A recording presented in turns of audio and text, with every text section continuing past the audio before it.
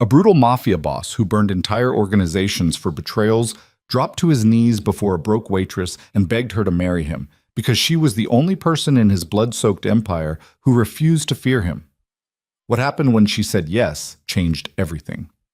If you want to know how a single rainy night turned a dying woman into a queen and a monster into a man, stay until the end. Like this video and comment which city you're watching from so I can see how far this story travels. Rain hammered the cracked pavement outside Luciana's upscale restaurant like bullets hitting concrete. Serena Vale pushed through the heavy glass door at exactly 11:43 p.m., 6 hours past when her shift should have ended, her body screaming exhaustion into every joint. 26 years old, broke, alone, running on fumes. Her black waitress uniform reeked of kitchen grease and spilled wine. The left shoe had split clean through the sole 2 weeks ago. She'd patched it with duct tape because buying new ones meant her younger brother Ethan didn't eat that week. Serena pulled her threadbare jacket tighter against the cold and started walking toward the bus stop 4 blocks away. The street was empty, dark, the kind of neighborhood where expensive restaurants pretended poverty didn't exist 3 blocks over. That was when she noticed the car. A black luxury sedan sat beneath the flickering streetlight like a predator waiting for prey. The paint job alone probably cost more than Serena made in 6 months. Tinted windows, engine idling, wrong for this street, wrong for this time of night. Serena's exhausted brain registered danger half a second too late. A man stepped out from the passenger side, 6'5", built like a concrete wall, wearing a suit that screamed private security. He turned those cold professional eyes on Serena and jerked his chin toward the opposite direction. Keep walking. Serena stopped. Maybe it was exhaustion. Maybe it was 26 years of getting ordered around by men who thought she was furniture. Maybe she was just too damn tired to be afraid anymore. Excuse me? The bodyguard's expression didn't change. I said keep walking. This street's closed. Closed? Serena's laugh came out sharp and bitter. By who? You? Yes? Something in his tone made Serena's spine stiffen. She was soaking wet, freezing, running on 4 hours of sleep, and this man, this stranger, thought he could just order her around like she didn't exist. I work here, Serena snapped. I've been standing for 9 hours straight serving people who don't bother learning my name. I'm going to the bus stop. You want to stop me? Try. The bodyguard blinked. Then the rear door of the sedan opened. Serena's breath caught. A man stepped out into the rain like he owned the storm itself. Early 30s, tall, impossibly composed despite the downpour soaking his tailored charcoal suit. Black hair slicked back from a face carved from sharp angles and shadows. Eyes so dark they looked like polished obsidian, cold, calculating, sharp enough to cut through lies and bone with equal efficiency. The kind of man the city whispered about in back rooms and dark alleys. The kind of man whose name you didn't say too loud. Lucien Moretti. Serena didn't know his name yet, but her body understood danger before her brain caught up. Every instinct screamed at her to run. She didn't move. Lucien studied her for exactly 3 seconds. In that time, Serena felt him catalog everything, her soaked uniform, her broken shoes, the bone-deep exhaustion carved into her posture, the defiance still burning in her eyes despite everything trying to crush it. When Lucien spoke, his voice was quiet, controlled, lethal. Get in the car. No.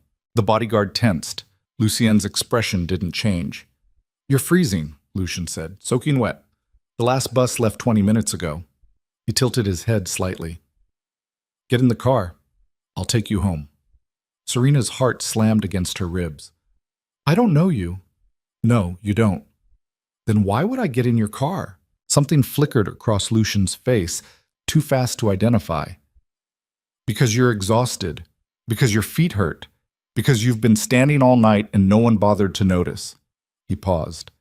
And because if I wanted to hurt you, I wouldn't ask permission first.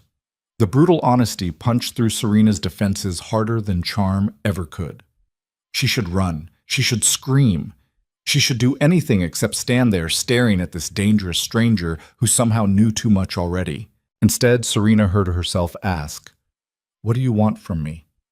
Lucien's dark eyes locked onto hers. Nothing you're not willing to give. Before Serena could respond, Lucian shrugged out of his suit jacket and stepped forward. Serena flinched. Lucian stopped immediately. He held the jacket out at arm's length, steam rising from the expensive fabric in the cold rain. "You're shivering." He was right. Serena's entire body shook from cold and adrenaline and exhaustion. Slowly, so slowly Serena could have stopped him at any moment, Lucian draped the jacket across her shoulders. The warmth hit her like a drug. Cedar. Smoke. Something darker underneath. The jacket weighed more than her entire wardrobe combined and smelled like money and danger, and things Serena would never touch in her ordinary life. Lucian stepped back. "The offer stands. I can take you home, or I can leave you here." His voice dropped lower. "Your choice, Serena." Serena's blood turned to ice. "How do you know my name?" Lucian nodded toward the restaurant behind them. "Your name tag." Serena glanced down. The cheap plastic badge pinned to her uniform read, "Serena" in faded letters. She looked back up. Lucien was already walking toward the car. He stopped at the open door and glanced back over his shoulder. Rain ran down his face like tears. "I won't ask twice." Serena's rational brain screamed at her to refuse, but her exhausted, freezing, desperate body won the fight. She walked toward the car. The bodyguard opened the door wider. Serena slid into the back seat, sinking into leather so soft it felt obscene. The door shut with a sound like a vault ceiling. Lucien climbed in beside her. The partition between the front and back seats was already up, solid, soundproof. The bodyguard got into the driver's seat. The car pulled away from the curb without a word. Serena pressed herself against the opposite door. Lucien didn't move. He sat perfectly still, hands folded in his lap, watching her like a scientist observing a rare specimen. "Where do you live?" he asked quietly. Serena rattled off her address before thinking. A crumbling apartment building 15 minutes away in the part of town where luxury cars didn't go. Lucian relayed the address to the driver without breaking eye contact. Silence filled the car. Serena's heart hammered so loud she was certain Lucian could hear it. She clutched his jacket tighter around her shoulders, hating how good the warmth felt, hating the part of her that didn't want to give it back. "You're not afraid," Lucien said suddenly. Serena's laugh came out shaky. "I'm terrified." "But you got in the car anyway." "I'm too tired to be smart." Something that might have been amusement flickered across Lucian's face. "When was the last time you ate?" The question caught Serena off guard. "What?" "Food. When did you last have a meal?" Serena's jaw tightened. "This morning." "Liar." Serena glared at him. "Excuse me?" "Your hands are shaking, not from cold, from low blood sugar." Lucian's voice remained perfectly calm. "You skipped lunch. Probably breakfast, too. You've been running on coffee and adrenaline all day." "I'm fine." "You're starving." "I'm managing." "No?" Lucien leaned forward slightly. "You're surviving. There's a difference." Serena's throat tightened. She turned away, staring out the rain-streaked window at the blurred city lights. "Why do you care?" Lucien didn't answer immediately. When Serena finally looked back, she found him still watching her with that unsettling intensity. "I don't know yet," he admitted. The honesty in his voice shook something loose inside Serena's chest. The car turned onto her street, potholed, trash-strewn, lined with buildings held together by hope and peeling paint. The sedan looked like a spaceship that had crash-landed in the wrong dimension. The driver pulled up outside Serena's building. Serena reached for the door handle. "Thank you for the ride." "Wait." Serena froze. Lucian pulled out his phone and typed something quickly. "What's your brother's name?" Serena's heart stopped. "How do you—" "You send money every week. Western Union. Same amount. Same day." Lucian's eyes remained on his screen. "That's not a bill. That's family." Fear spiked through Serena's exhaustion. "Are you threatening him?" Lucian looked up sharply. "No." "Then why—" "Because you're taking care of someone." Lucian pocketed his phone. "And no one's taking care of you." Serena's vision blurred. She blinked hard, refusing to let this stranger see her cry. "Ethan," she whispered. "His name is Ethan. He's 19. He's in community college." Her voice cracked. "He's good." He deserves better than what I can give him. Lucien studied her for a long moment. Then he reached into his jacket pocket and pulled out a business card, heavy cardstock, embossed lettering. He held it out. Serena stared at the card like it might bite her. "If you need anything," Lucien said quietly, "call that number." "I don't need charity." "It's not charity." Something dangerous flickered through Lucien's expression. "Consider it an investment." "In what?" Lucien's mouth curved into something too sharp to be a smile. "I haven't decided yet." Serena took the card with trembling fingers. The name embossed in silver made her blood run cold. Lucien Moretti. She'd heard that name before, whispered in the restaurant kitchen, muttered by the city's underworld. The man who owned half the city's real estate and all of its secrets. The man politicians feared and criminals obeyed. The man who made people disappear.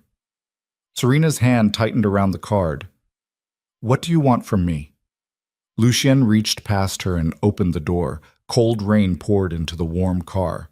"Go inside, Serena. Lock your door. Get some sleep." "That's not an answer." Lucien's dark eyes locked onto hers. "I know." Serena climbed out of the car on shaking legs. She started to shrug off his jacket. "Keep it," Lucien said. "I can't." "You can. You will." His voice dropped lower. "I'll get it back eventually." The promise in those words made Serena's stomach flip. She stepped back. The car door shut. Through the tinted window, Serena could just barely make out Lucien's silhouette watching her. The sedan pulled away, disappearing into the rain like smoke. Serena stood on the cracked sidewalk clutching a business card and wearing a jacket that cost more than 3 months' rent, her heart hammering against her ribs. She should throw the card away. She should forget this ever happened. Instead, Serena walked into her building, climbed 3 flights of stairs, unlocked her apartment door, and carefully hung Lucien's jacket on the back of her only chair. Then she pulled out her phone and stared at the embossed number on the card. She didn't call. Not that night. But she didn't throw the card away either. Walk. 24 hours later, Serena arrived at work to find the restaurant manager waiting by the staff entrance with an expression somewhere between confusion and fear. "Serena, someone wants to see you." Serena's stomach dropped. "Who?" The manager swallowed hard. "He didn't give a name, but he's waiting in the private dining room, and he said if you don't come immediately, he'll buy the building." Serena's blood turned to ice. She walked through the restaurant on autopilot. The private dining room sat at the back, reserved for politicians, celebrities, people with money and power. Serena pushed open the door. Lucien Moretti sat alone at a table set for 2. He'd traded last night's rain-soaked suit for something even more expensive, midnight blue, perfectly tailored, making him look like he'd stepped out of a magazine designed to terrify and seduce simultaneously. He stood when Serena entered. "Sit." "I'm working." "Not anymore." Lucien gestured to the chair across from him. "I bought your shift." Serena's hands curled into fists. "You can't do that." "I already did." "Your manager was very accommodating." Lucien's expression didn't change. "Sit, please." The please sounded more dangerous than any threat. Serena sat. A waiter appeared immediately, different from the regular staff, moving with the efficiency of someone used to serving dangerous men. He placed covered dishes on the table and disappeared without a word. Lucien removed the covers. Grilled salmon, roasted vegetables, fresh bread still steaming. The kind of meal Serena couldn't afford, even with an employee discount. "Eat," Lucien said. "I'm not hungry." "Liar." Serena's jaw tightened. "Why are you doing this?" "Because you haven't eaten properly in weeks." Lucien leaned back in his chair. "And because I can." "That's not a reason." "It's the only one you're getting right now." He nodded toward the food. "Eat, Serena, or I'll feed you myself." The threat, because it was absolutely a threat, made Serena's face burn. She picked up her fork.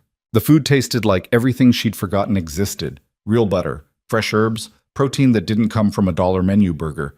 Her body screamed gratitude with every bite. Lucien watched her eat without touching his own plate. "Stop staring at me," Serena muttered. "No." "Why not?" "Because you're interesting."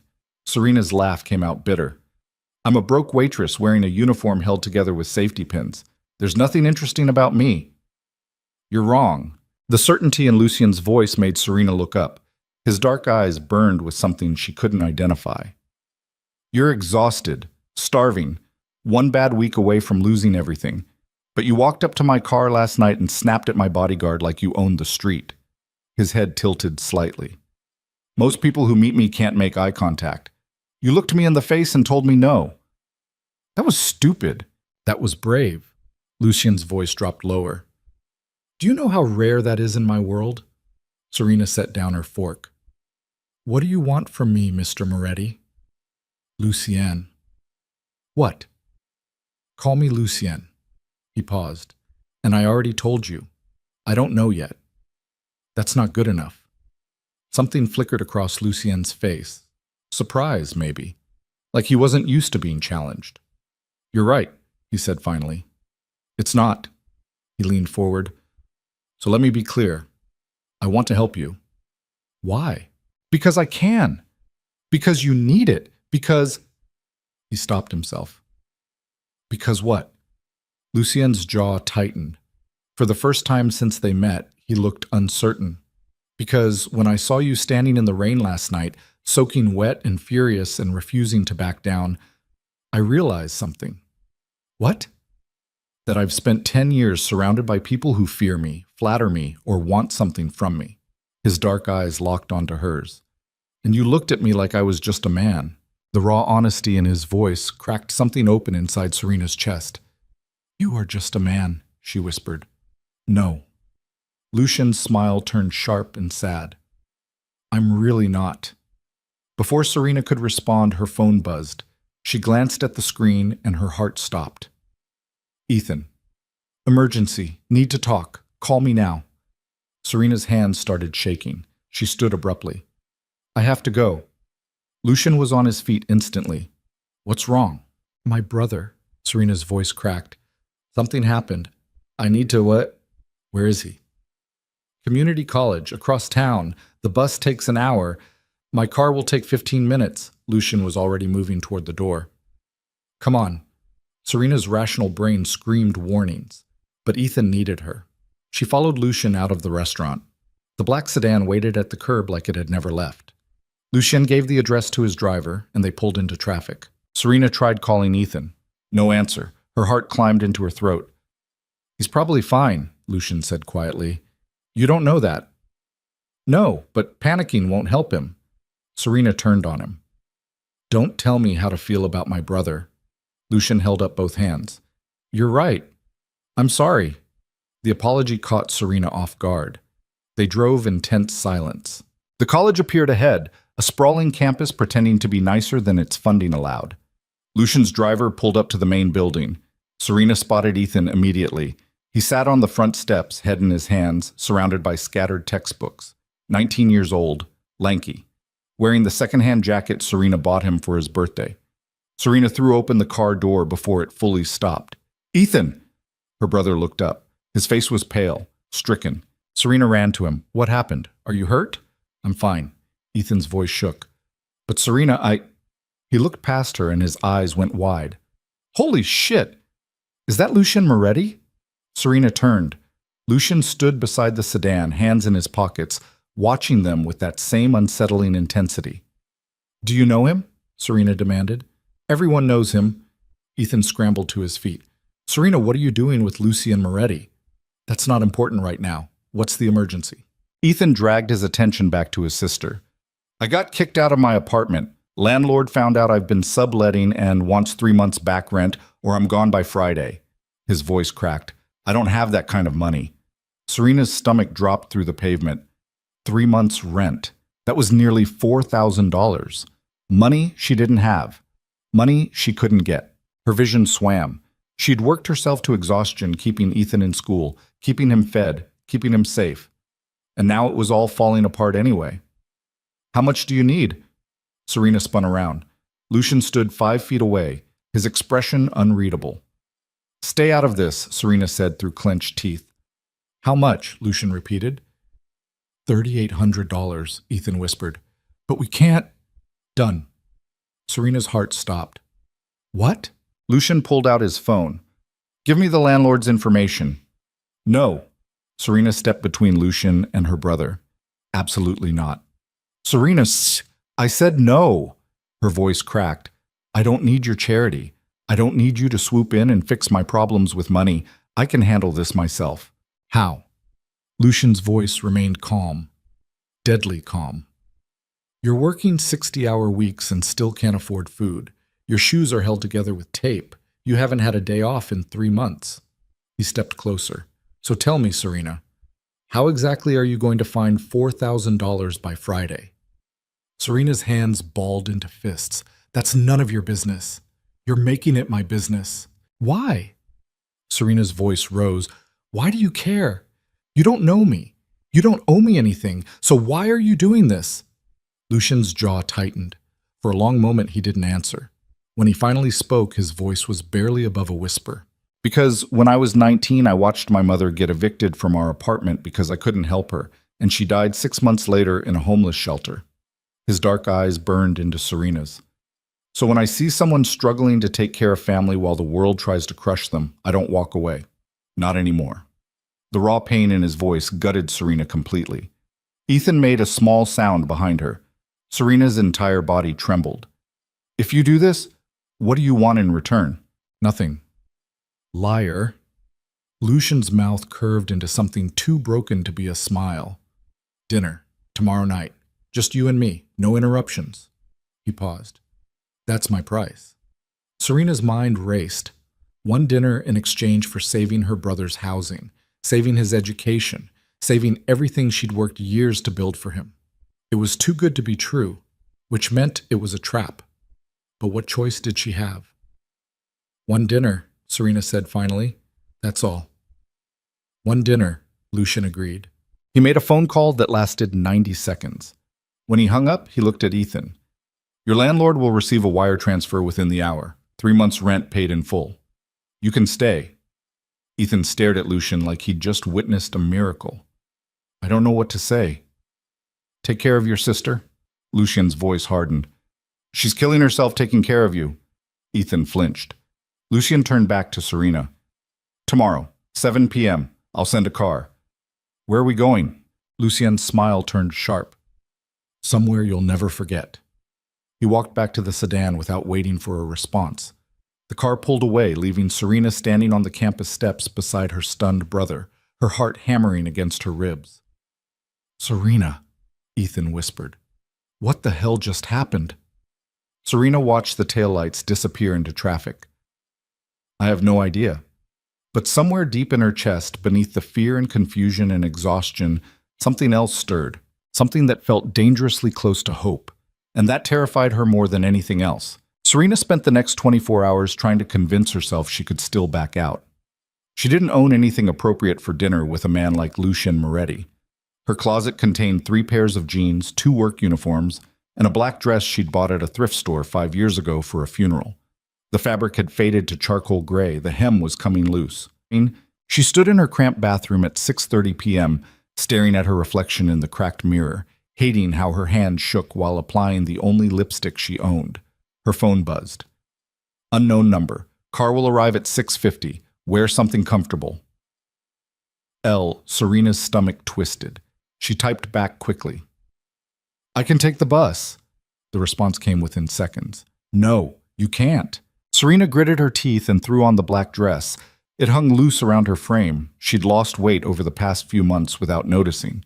She paired it with her only decent shoes, a pair of flats with worn soles, and grabbed her jacket. At exactly 6:50, a black sedan pulled up outside her building. Different car. Same driver.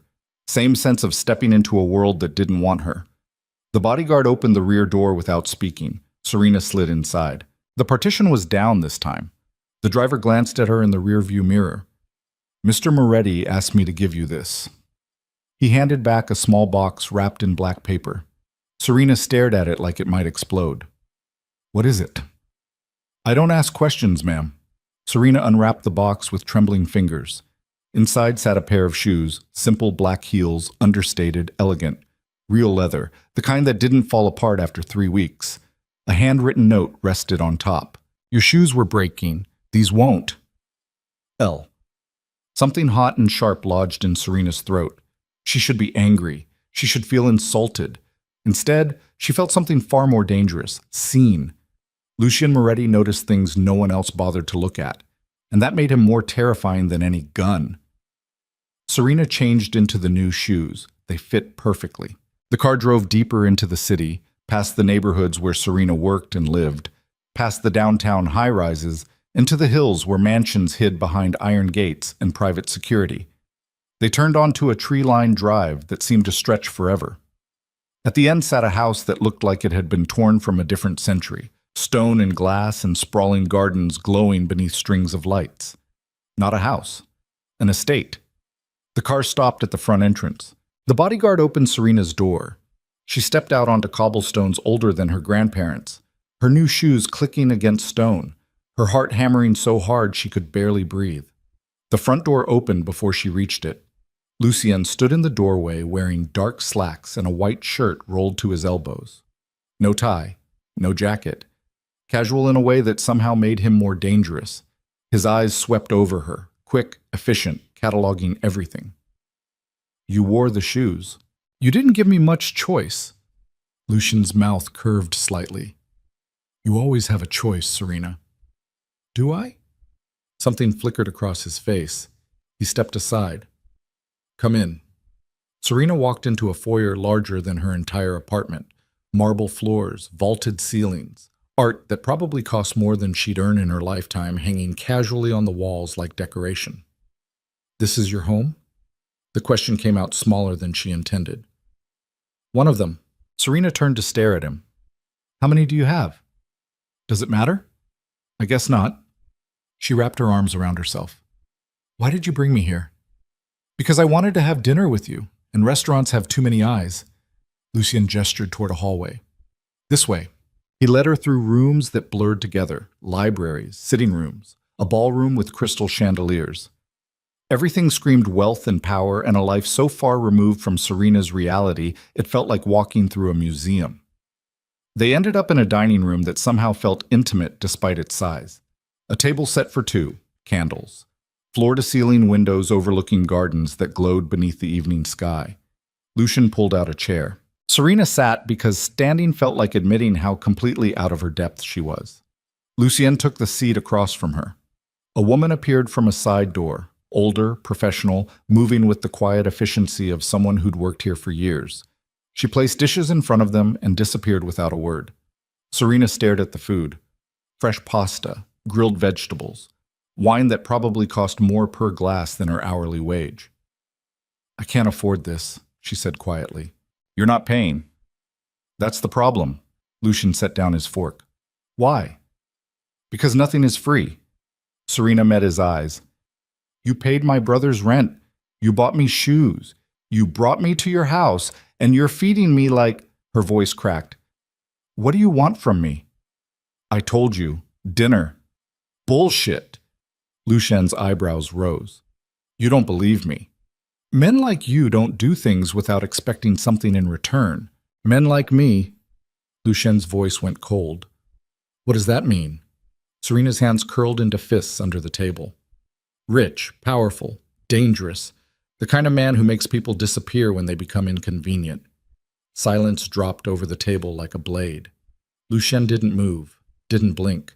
His dark eyes burned into hers with an intensity that made her lungs seize. You think I'm going to hurt you, he said finally. I think you could, easily, and no one would stop you. You're right. Lucien leaned forward. I could, but I won't. How do I know that? You don't. His jaw tightened. But if I wanted to hurt you, Serena, I wouldn't waste time with dinner first. The brutal honesty should have terrified her. Instead, it felt like the first real thing anyone had said to her in years. Serena picked up her fork with shaking hands. So what do you want? Lucien watched her take a bite before answering. I want to know you. Why? Because you're the first person in 10 years who looked at me and saw a man instead of a monster. Serena's throat tightened. Maybe you're both. Lucien's smile turned sharp and sad. Maybe I am. They ate in tense silence. Serena forced herself to taste the food even though her stomach twisted with anxiety.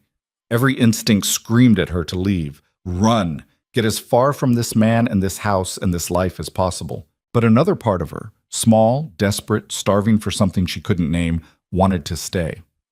"Tell me about your brother," Lucien said suddenly. Serena looked up. "Why?" "Because you work yourself to death for him. I want to know why." Serena set down her fork. "Our parents died when I was 18. Car accident. I dropped out of college to take care of Ethan. He was 11. Her voice went flat. "I've been raising him ever since." 8 years. "Yeah, that's a long time to sacrifice everything." "He's my brother." Serena's voice hardened. "I don't consider it a sacrifice." Lucien studied her for a long moment. "What did you want to be before your parents died?" The question punched through Serena's defenses. She hadn't let herself think about that in years. "A teacher," she whispered. "Elementary school. I wanted to work with kids who needed someone to believe in them." "Why did you stop?" "Because dead parents and a traumatized 11-year-old don't leave much room for dreams." Lucien's expression shifted into something Serena couldn't identify. "What if you could go back, finish your degree, become a teacher?" Serena's laugh came out bitter. "With what money? What time? I can barely keep us fed." "What if money wasn't an issue?" Serena's hands clenched. "Stop." "Stop what?" "Dangling things in front of me like I'm some charity case you can fix." Her voice rose. "I don't need saving, Lucien. I need—" She stopped herself. "What?" Lucien leaned forward. "What do you need?" The question cracked something open inside Serena's chest. "I need someone to stop pretending I'm fine," she whispered. "I need someone to see that I'm drowning and not tell me to swim harder. I need—" Her voice broke. "I need one person in this world to give a damn whether I survive another week." The words hung in the air like a confession. Lucien stood abruptly. Serena flinched. He crossed to her side of the table and knelt beside her chair. Serena's breath caught. Lucien reached up slowly, so slowly she could have stopped him, and cupped her face in one hand. His palm was warm, calloused, steady. "I see you, Serena." His voice dropped to barely above a whisper. "I see how exhausted you are, how hard you're fighting, how much you're carrying alone." His thumb brushed across her cheekbone. "And I give a damn. More than I should. More than is safe." Serena's eyes burned. "Why?" "I don't know."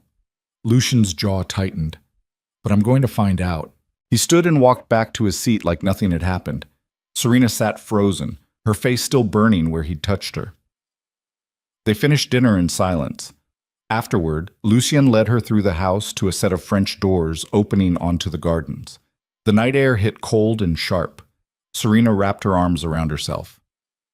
Lucien shrugged out of his jacket, the same move he'd made in the rain 2 nights ago, and draped it across her shoulders. "You're going to run out of jackets," Serena said. "I have more." They walked through gardens that smelled like roses and jasmine and things Serena didn't have names for. Gravel crunched beneath their feet. String lights turned everything golden.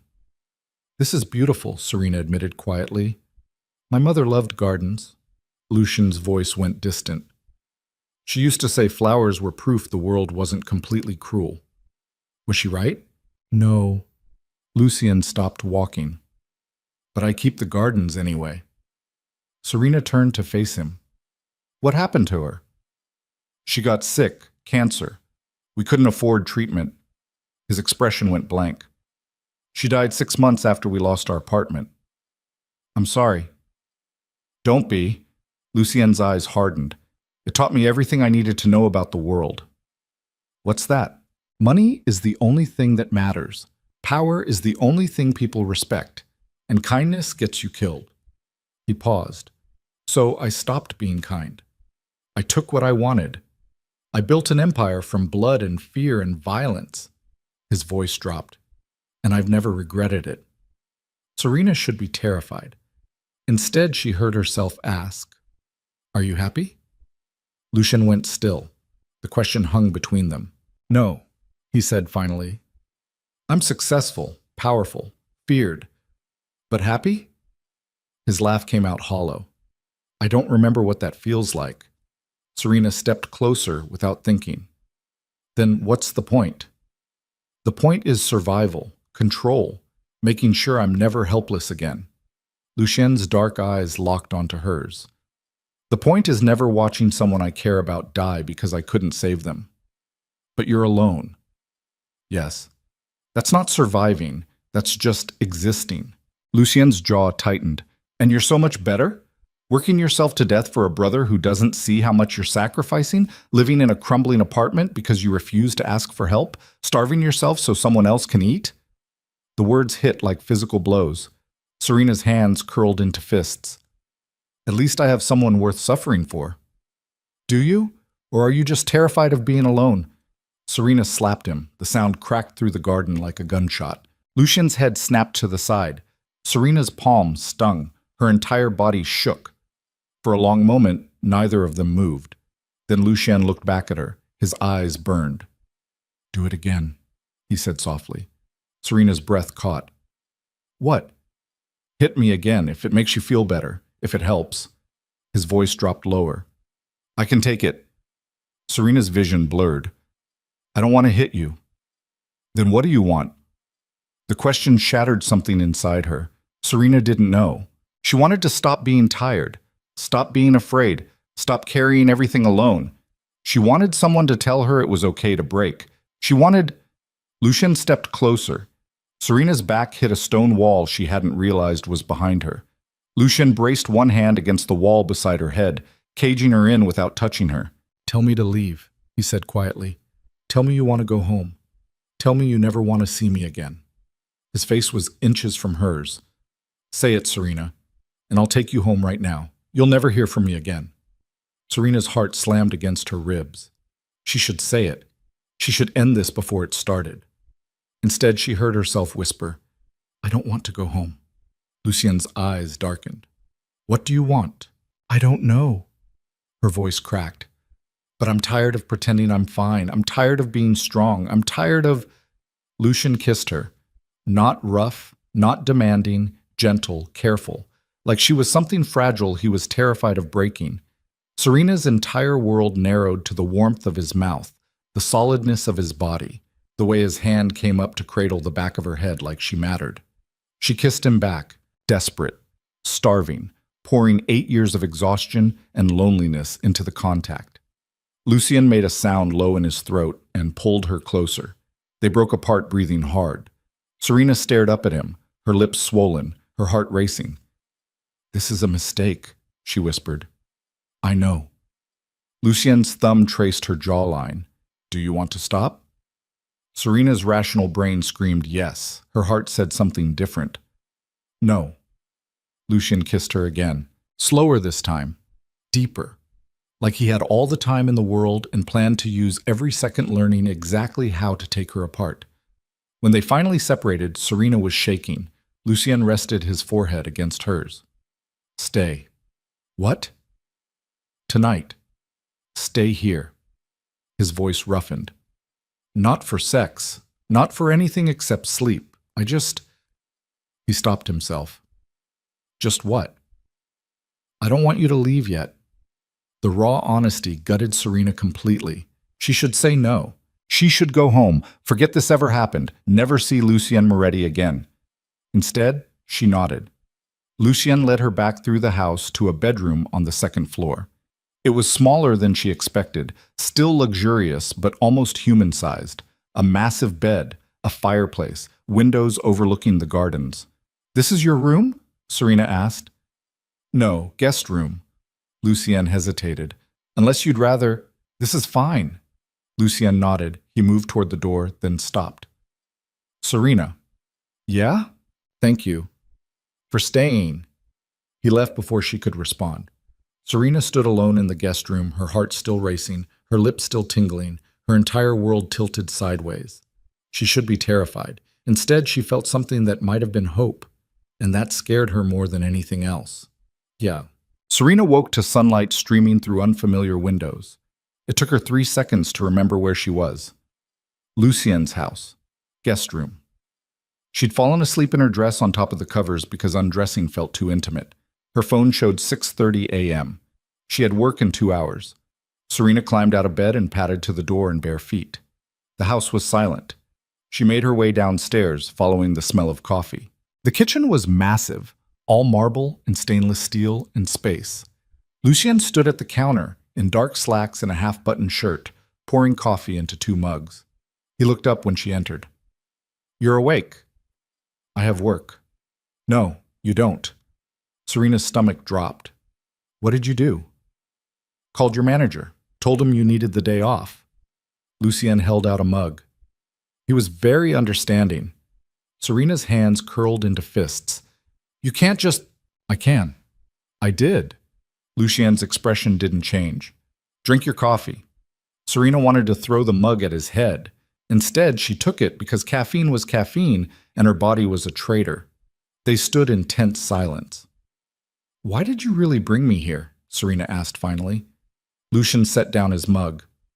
"Because I wanted to see if you were real." "Real? Someone who looks at me and doesn't see dollar signs or fear. Someone who fights back. Someone who—" He stopped himself. "I needed to know if you were real or if I imagined it." "And?" Lucien's dark eyes locked onto hers. "You're real, and that's a problem."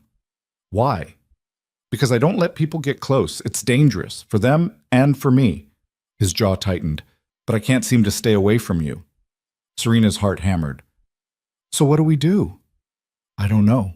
Before Serena could respond, the kitchen door burst open. The bodyguard from the first night strode in, his expression grim. "We have a problem." Lucien's entire demeanor shifted.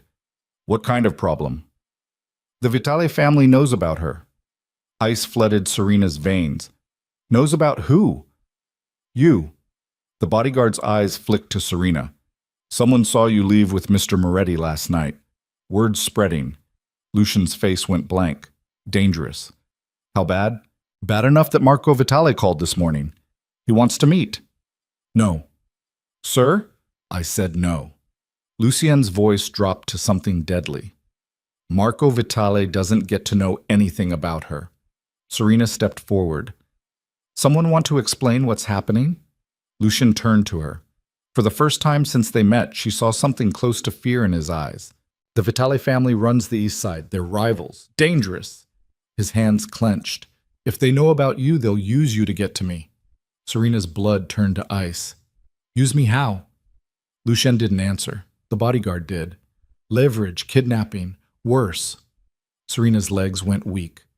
"This is insane. I'm nobody. I'm just—" "You're not nobody to me." Lucien's voice cracked. "And that makes you a target." The words hit Serena like a freight train. She'd known Lucien was dangerous. She hadn't realized being near him could get her killed. "I need to leave," Serena said. "Right now. If they don't see me again, if we just—" "It's too late." Lucien's expression went cold. "They already know. Disappearing now makes you look guilty, makes you look important." He stepped closer. "They'll hunt you down just to see what you mean to me." Serena's vision swam. "What do I do?" "You stay close. You let me protect you." Lucien's hands came up to cup her face. "And you trust me." "I don't know if I can." "I know." His thumb brushed across her cheekbone. "But I'm asking anyway." Serena's phone buzzed. She pulled it out with shaking hands. "Unknown number. We know who you are. We know where you live. If Lucien Moretti wants you back, he'll meet our terms. You have 48 hours. The message included a photo. Ethan, walking across campus, unaware someone was following him. Serena's entire world shattered. "They have eyes on my brother." Lucien took the phone from her trembling hands. His expression went murderous. "Get Ethan, now." The bodyguard was already moving. "Full security detail. Bring him here." "What about my apartment, my job, my life?" Serena's voice rose to near hysteria. "I can't just disappear." "You don't have a choice anymore." Lucien's eyes burned into hers. "The moment you stepped into my car that first night, you became part of my world. And my world doesn't let people go. So I'm trapped. You're protected." Lucien's jaw tightened. "There's a difference." "Is there?" Lucien didn't answer. Serena sank into a chair, her entire body shaking. 24 hours ago, she was a waitress struggling to survive. Now she was a target in a war she didn't understand. And the man responsible stood watching her with something that looked dangerously close to guilt burning in his dark eyes. "I'm sorry," Lucian said quietly. "I should have stayed away from you. I knew better, but I couldn't." His voice cracked. "I'm sorry, Serena." Serena looked up at him. She should hate him. She should scream, run, demand he fix this. Instead, she heard herself ask, "Are you going to let them hurt Ethan?" "No." The word came out absolute, final. "They'll have to go through me first. And if they try," Lucian's smile turned sharp and lethal, "then they die." The brutal certainty in his voice should have terrified her. Instead, Serena felt something settle in her chest. Trust. Fragile. Dangerous. Possibly suicidal, but real. "Okay," she whispered. Lucian's eyes widened. "Okay?" "Protect my brother, keep him safe, and I'll—" Serena took a shaky breath. "I'll trust you." Lucien dropped to his knees in front of her chair. His hands gripped hers. "I swear to you, on everything I have, Ethan will not be harmed. Neither will you. And what do I have to do in return?" Lucien's jaw tightened.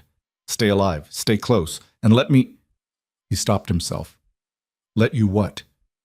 "Care about you." His voice dropped to barely a whisper. "Even though I shouldn't." Serena's throat closed. She cupped his face in her trembling hands. "This is crazy."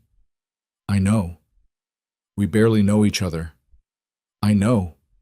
I should run as far from you as possible." "You should." Lucien's eyes burned. "But are you going to?" Serena stared at the dangerous, broken, terrifying man kneeling before her, and realized she'd already made her choice. "No," she whispered. "I'm not going anywhere." Lucien surged up and kissed her, desperate, consuming, like she was oxygen and he was drowning. Serena kissed him back with everything she had. When they broke apart, Lucien rested his forehead against hers. "This won't be easy. Nothing in my life has ever been easy. It's going to get dangerous."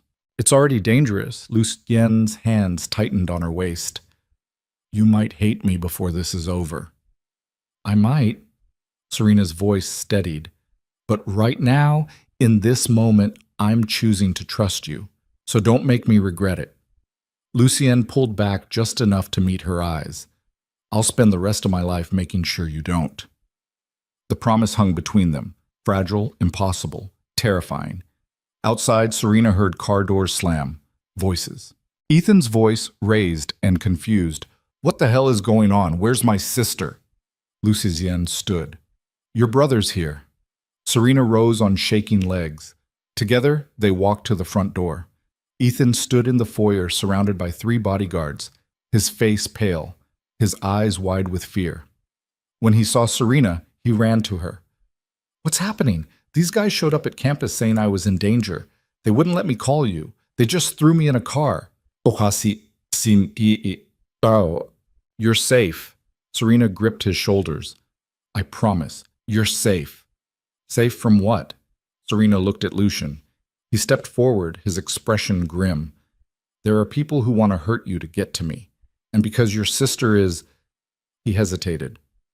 "Important to me. That makes you a target." Ethan's face went white. "Oh my God. This is because of you? Because Serena got involved with you?" "Yes." "Then she needs to leave right now. We both do." "It's too late for that." Lucien's voice went hard. "They already know who you are. Where you go. Running won't save you. It'll just make you easier to find." "So what, we're prisoners?" "You're protected." Lucien's eyes didn't waver. "There's a difference." "Bullshit." Ethan turned to Serena. "Tell me you're not seriously trusting this guy." Serena's hands trembled. "He saved your housing, Ethan. He's keeping you safe now. What choice do we have?" "We always have a choice." "No." Serena's voice cracked. "We don't. Not anymore." Ethan stared at her like she was a stranger. "What happened to you?" Serena looked at Lucien, dangerous, deadly, watching her with those dark eyes that saw too much. Then she looked back at her brother. I stopped pretending I could do this alone. Ethan's expression crumpled. Serena. The front door exploded inward. Glass shattered. Wood splintered. Men in black masks poured through the opening. 5, 6, too many to count. Guns. Serena's scream died in her throat. Lucien moved. He grabbed Serena and Ethan, shoving them behind him as his bodyguards drew weapons. Gunfire erupted. Deafening. Terrifying. Serena hit the marble floor hard. Ethan crushed beneath her. Lucien's body covering them both. The world dissolved into chaos, shouting, bullets, breaking glass. Then silence. Thick, suffocating. Lucien's weight lifted off them. Serena looked up through the ringing in her ears. Bodies. Blood. 5 masked men down. Lucien stood over them, a gun in his hand she hadn't seen him draw. His white shirt splattered red. His bodyguards moved through the carnage with brutal efficiency, checking pulses, securing weapons. Lucien turned to Serena. His face was blank. Empty. The man who'd kissed her this morning had vanished, replaced by something cold and lethal and completely inhuman. Are you hurt? His voice was flat. Serena shook her head mutely. Ethan? I'm okay. Ethan's voice shook. What the fuck just happened? Lucien didn't answer. He made a phone call. Clean this up. I want every camera within 5 blocks scrubbed. No police, no witnesses. He paused. And find out who sent them. I want names by tonight. He hung up and looked at Serena. This is who I am, he said quietly. This is the world you're in now. Men will come for you. They'll try to hurt you, kill you, use you. His jaw tightened. And I will destroy every single one of them without hesitation or mercy. Serena stared at the man she'd kissed, at the blood on his hands, at the bodies cooling on his marble floor. She should be terrified. She should grab Ethan and run and never look back. Instead, she stood on trembling legs and walked straight to Lucien. She took his blood-stained hand in both of hers. Then teach me how to survive it. Lucien's eyes widened. What? If I'm in your world now, I need to know the rules. I need to know how to protect myself, protect Ethan. Her voice steadied. So teach me. Lucien stared at her for a long moment. Then he pulled her into his arms and held her like she was the only solid thing in a world falling apart. Okay, he whispered against her hair. I'll teach you everything. Behind them, Ethan sat on the floor surrounded by blood and bodies and shattered glass, staring at his sister like he didn't recognize her anymore. And maybe he didn't, because the woman standing in Lucien Moretti's arms, covered in other men's blood, choosing to stay in the monster's world, that woman was someone new, someone stronger, someone willing to burn the world down if it meant protecting the people she loved, even if it destroyed her in the process. The bodies were gone by sunrise. Serena sat in Lucien's office watching men in hazmat suits scrub blood from marble floors like they were cleaning up spilled wine. Professional, efficient, horrifyingly routine. Ethan hadn't spoken to her in 6 hours. He sat across the room, arms crossed, staring at nothing. Every time Serena tried to approach him, he turned away. Lucien stood at the window with his phone pressed to his ear, his voice low and deadly. I don't care how you get the information. I want names, addresses, family trees going back 3 generations. He paused. And I want them alive. I have questions. He hung up and turned to Serena. We need to talk. Serena stood on legs that still shook. About what? About what happens next? Lucien's expression was unreadable. The men who attacked were hired guns. Low level, expendable. But whoever sent them knew exactly when to strike. They knew you were here, knew Ethan was coming. His jaw tightened. Someone close to me is feeding information to the Vitale family. Ice flooded Serena's veins. You have a traitor. Yes. Do you know who? Not yet. Lucien's eyes went cold. But I will. Ethan finally spoke from across the room. This is insane. You're talking about moles and families and hired killers, like it's normal. His voice cracked. We need to go to the police. Lucien's laugh came out harsh. The police won't help you. Why not? Because half of them are on my payroll. The other half know better than to interfere. Lucien's expression didn't change. You think the law protects people like you? It protects people like me. And when I tell them there was no attack, no bodies, no crime, they'll believe me. Ethan's face went white. You can't be serious. I'm always serious. Serena stepped between them. Stop, both of you. She looked at Lucien. What do we do? Really? No threats, no posturing. What's the actual plan? Lucien studied her for a long moment. You stay here, both of you, under guard, until I find the leak and eliminate the threat. How long will that take? Days? Maybe weeks. Weeks? Ethan shot to his feet. I have classes, work, a life. Not anymore. Lucien's voice went flat. Your life is on hold until you're safe. That's not your decision to make. Actually, it is. Lucien stepped forward. Because you became my responsibility the moment your sister walked into my world. And I don't let my responsibilities get killed. Ethan turned to Serena. Are you hearing this? He's treating us like prisoners. He's keeping us alive, Serena said quietly. At what cost? Ethan's eyes burned.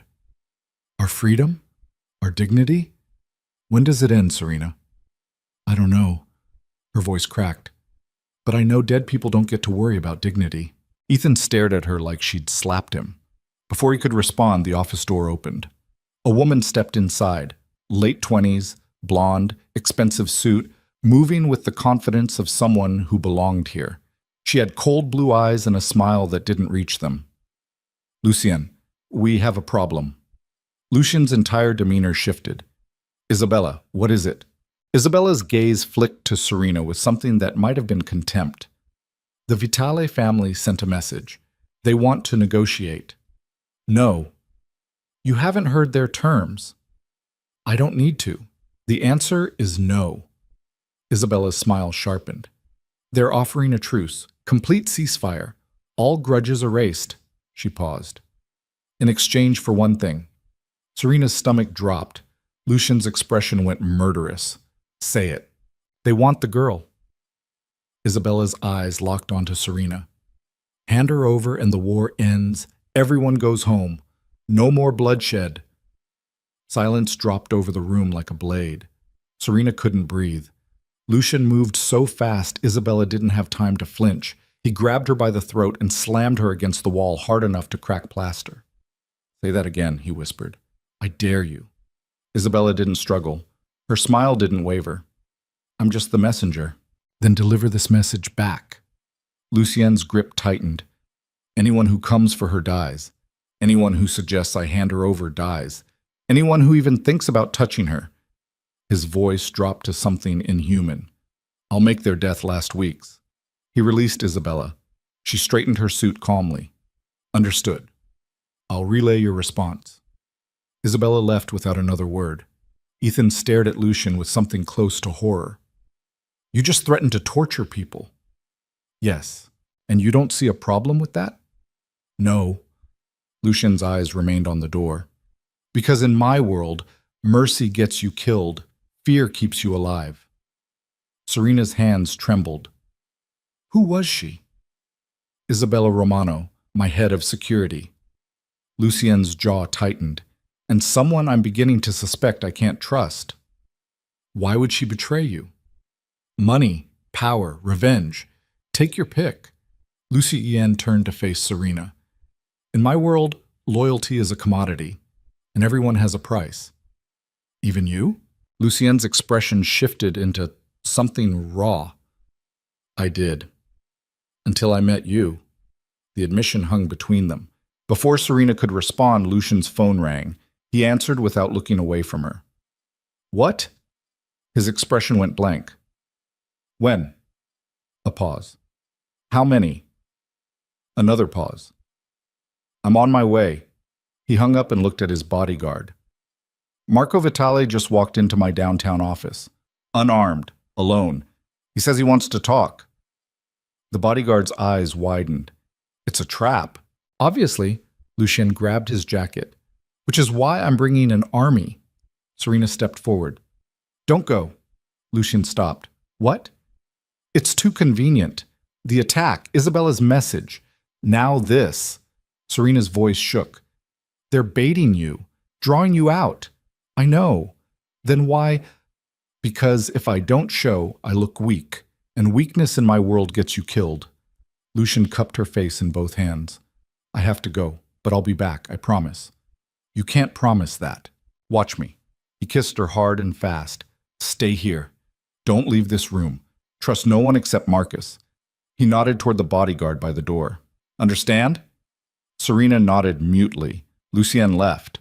The office felt colder without him. Marcus locked the door and took up position beside it. You should sit. Could be hours before he's back. Serena sank into a chair. Ethan sat across from her, still not meeting her eyes. I'm sorry, Serena whispered. For what? Dragging you into this. Ethan finally looked at her. You didn't drag me anywhere. I'm here because you've spent 8 years sacrificing everything for me. Because you put my life ahead of yours every single day. His voice cracked. I'm here because you deserve someone who protects you for once, even if that someone is a monster. Serena's vision blurred. He's not a monster. Serena, he threatened to torture people in front of us, without blinking, to protect me. That doesn't make it okay. Maybe not. Serena's hands clenched. But it's the world we're in now, and I'd rather have a monster on my side than be defenseless against everyone else's. Ethan stared at her. What happened to you? The sister I knew would never... The lights went out. Complete darkness swallowed the room. Marcus moved immediately. Stay down. Don't move. Serena heard him cross to the door, heard the lock click, then heard nothing. Marcus? Serena's voice came out small. No answer. Her heart slammed against her ribs.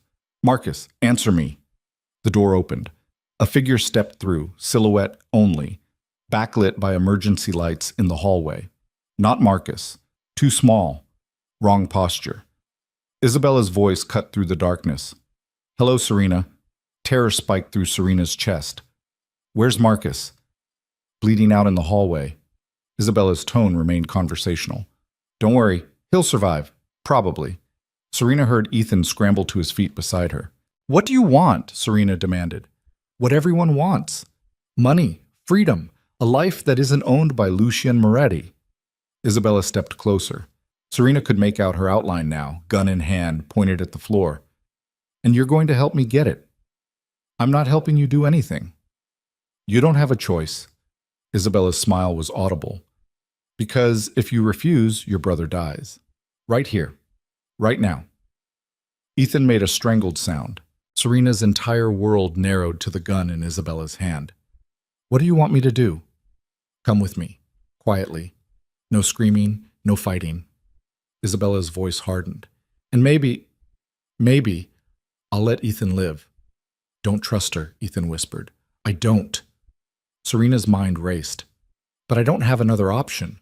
Serena, take care of yourself, Ethan. Serena stood slowly. And tell Lucien, her voice cracked. Tell him I'm sorry.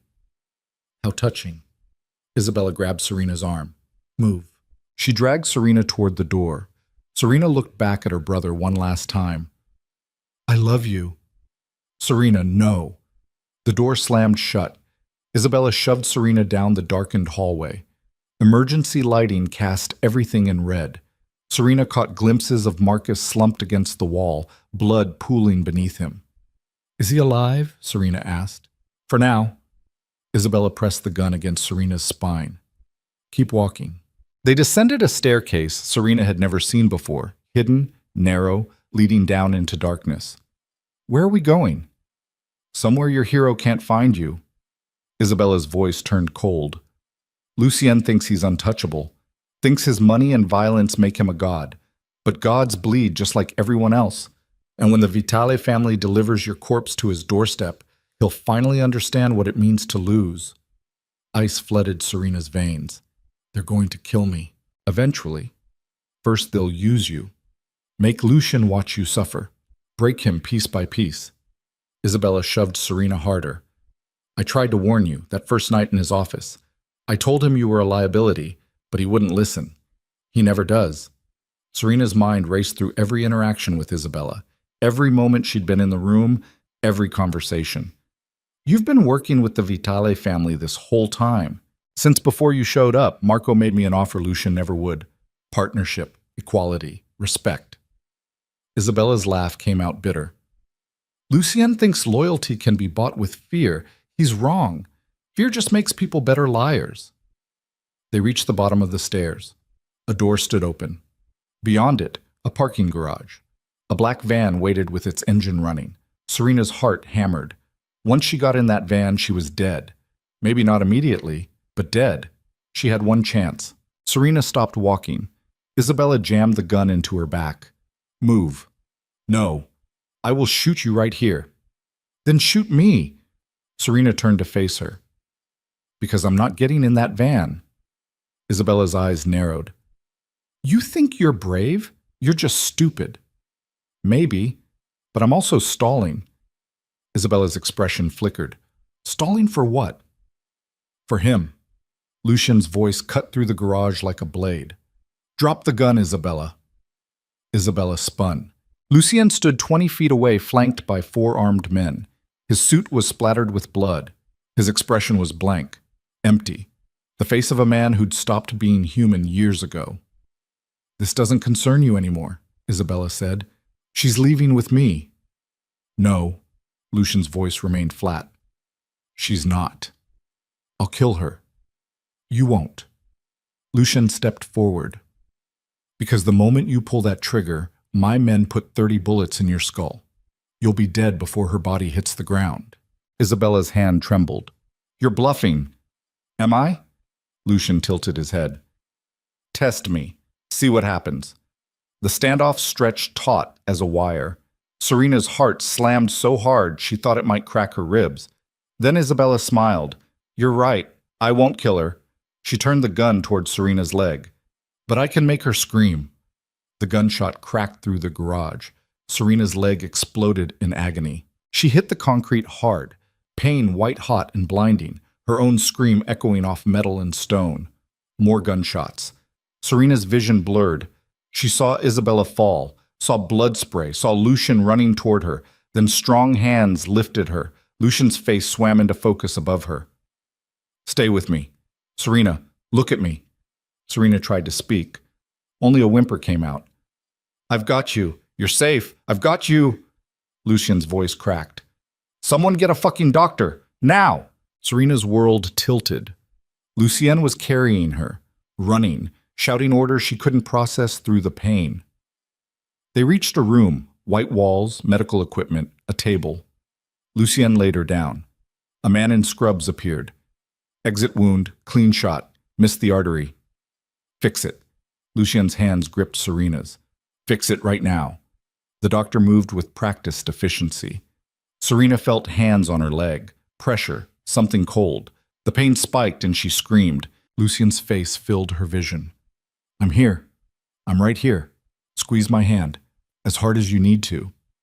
Serena gripped his hand until she thought her bones might crack. The doctor worked. Time became meaningless, seconds or hours. Serena couldn't tell. Finally, the pain receded to a dull roar. She'll need antibiotics. Rest. No weight on that leg for at least 2 weeks. The doctor stepped back. She's lucky. Another inch to the left and she'd have bled out. Lucien's jaw tightened. Leave us. The doctor left. Serena stared at the ceiling, her entire body shaking. Lucien sank into a chair beside the table. He still held her hand. I'm sorry, he whispered. I'm so sorry. This is my fault. All of it. Serena turned her head to look at him. Lucien Moretti, untouchable, feared, brutal, looked destroyed. You came back, Serena said. Her voice came out hoarse. I'll always come back. Lucien's thumb traced circles on her palm. The meeting was a setup. Marco wasn't there. Just armed guards waiting to kill me. His expression went dark. I realized what was happening and got back as fast as I could, but I was almost too late. Almost doesn't count. Lucien's laugh came out broken. You got shot because of me. I got shot because Isabella betrayed you. She was my responsibility, my hire, my failure. Lucien's grip tightened. Everyone who gets close to me gets hurt. It's a pattern, a curse. I should have stayed away from you. But you didn't. No, I didn't. His dark eyes burned into hers. And now you're lying here bleeding because I was selfish enough to want something real. Serena struggled to sit up.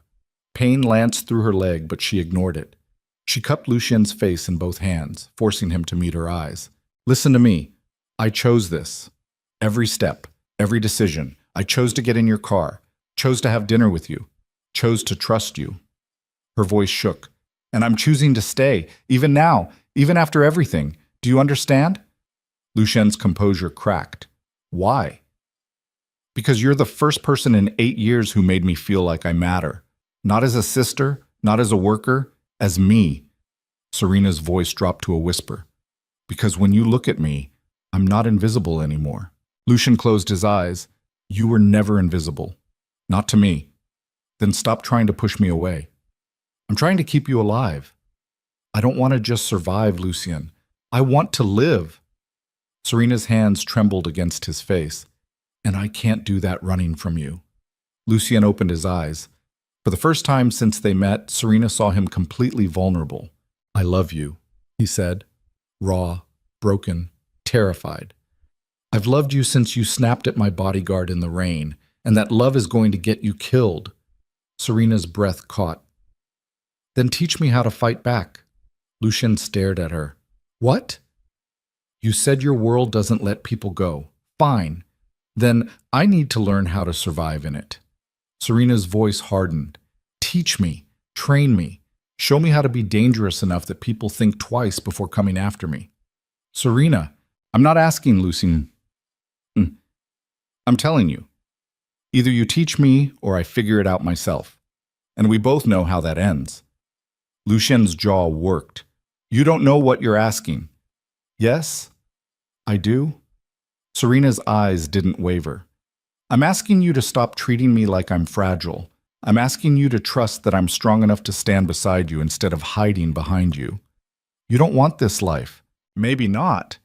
But it's the life I have now. Serena's voice cracked. So are you going to help me survive it or not? Lucien studied her for a long moment. Then he leaned forward and kissed her, gentle, reverent, like she was something precious he was terrified of breaking.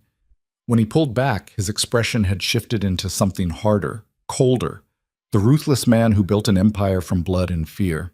Okay, he said quietly, I'll teach you. But you need to understand something first. What? The woman you are right now, kind, gentle, hopeful, she won't survive what I have to teach you. His eyes burned. To become dangerous, you have to kill the parts of yourself that hesitate, that forgive, that believe in mercy. Serena's throat tightened. And if I'm not willing to do that? Then you die anyway, just slower. The brutal honesty gutted her, but Serena had already made her choice. Then let her die. Her voice steadied. Because I'd rather become a monster who survives than a saint who gets buried. Lucien's expression shifted into something that might have been pride or grief. Okay, he whispered. We start tomorrow. He kissed her again. And this time Serena tasted something dark and electric and irreversible in the contact.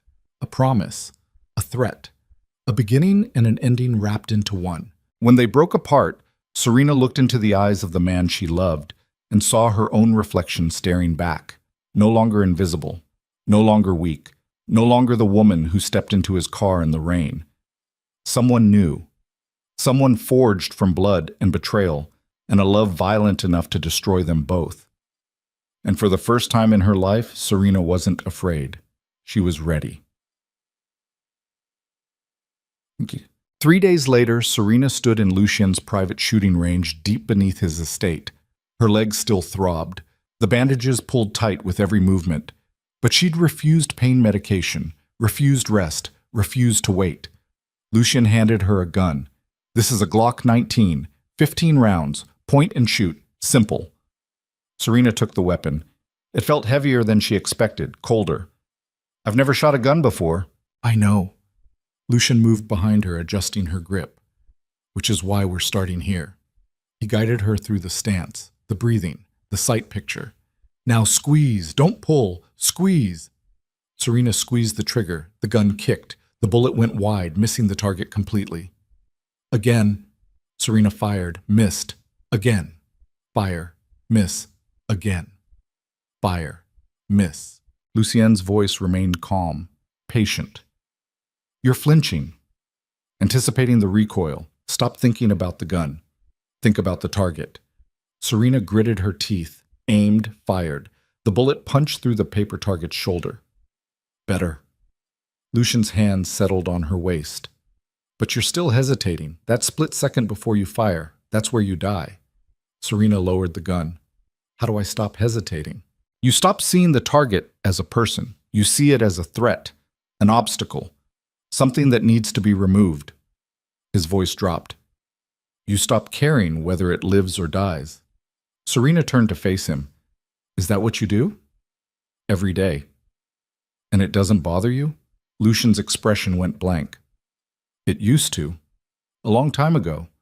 Now it's just reflex. Serena studied the man she loved, the man teaching her how to kill without remorse. What if I can't do that? What if I can't turn it off? Then you'll hesitate. And hesitation gets you killed. Lucien cupped her face. I need you to understand something.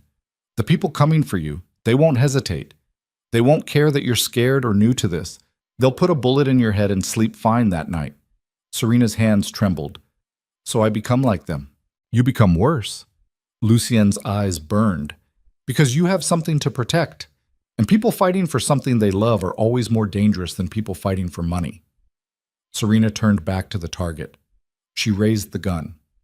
This time, she didn't think about the person the target represented. She thought about Ethan, about the men who'd attacked them, about Isabella's gun pressed against her spine. She thought about every moment in her life when she'd been powerless, invisible, prey. Serena squeezed the trigger. The bullet punched through the target's chest. Center mass, kill shot. Lucien's smile turned sharp. There she is. Serena fired again, and again, and again. Every shot found its mark. When the magazine clicked empty, Serena lowered the gun. Her hands weren't shaking anymore. Lucien stepped beside her. How do you feel? Serena stared at the shredded target. Powerful, she whispered. Good. Lucien reloaded the gun and handed it back. Because tomorrow, we move to moving targets, then hand-to-hand combat, then tactical planning. His voice hardened. By the time I'm done with you, no one will ever make you feel powerless again. Serena met his eyes. Promise? I promise. They trained for hours. By the time Lucien finally called a break, Serena's entire body screamed exhaustion. But beneath the pain, something new burned. Purpose. They returned to the main house. Ethan sat in the living room, textbooks spread across the coffee table. He looked up when they entered. His eyes went to the gun still holstered at Serena's hip. You're serious about this, he said quietly. About becoming one of them. Serena sank into a chair across from him. I'm serious about surviving. There's a difference between surviving and becoming a killer. Is there? Serena's voice came out harder than she intended.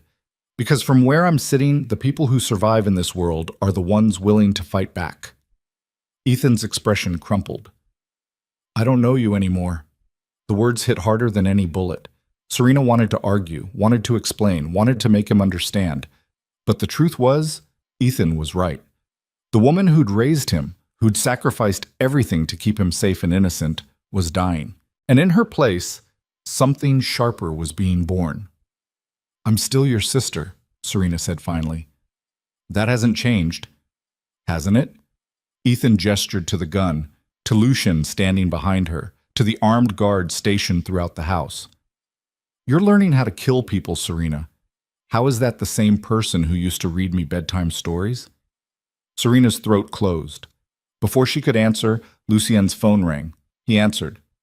What? His entire body went rigid. When? A pause. How many?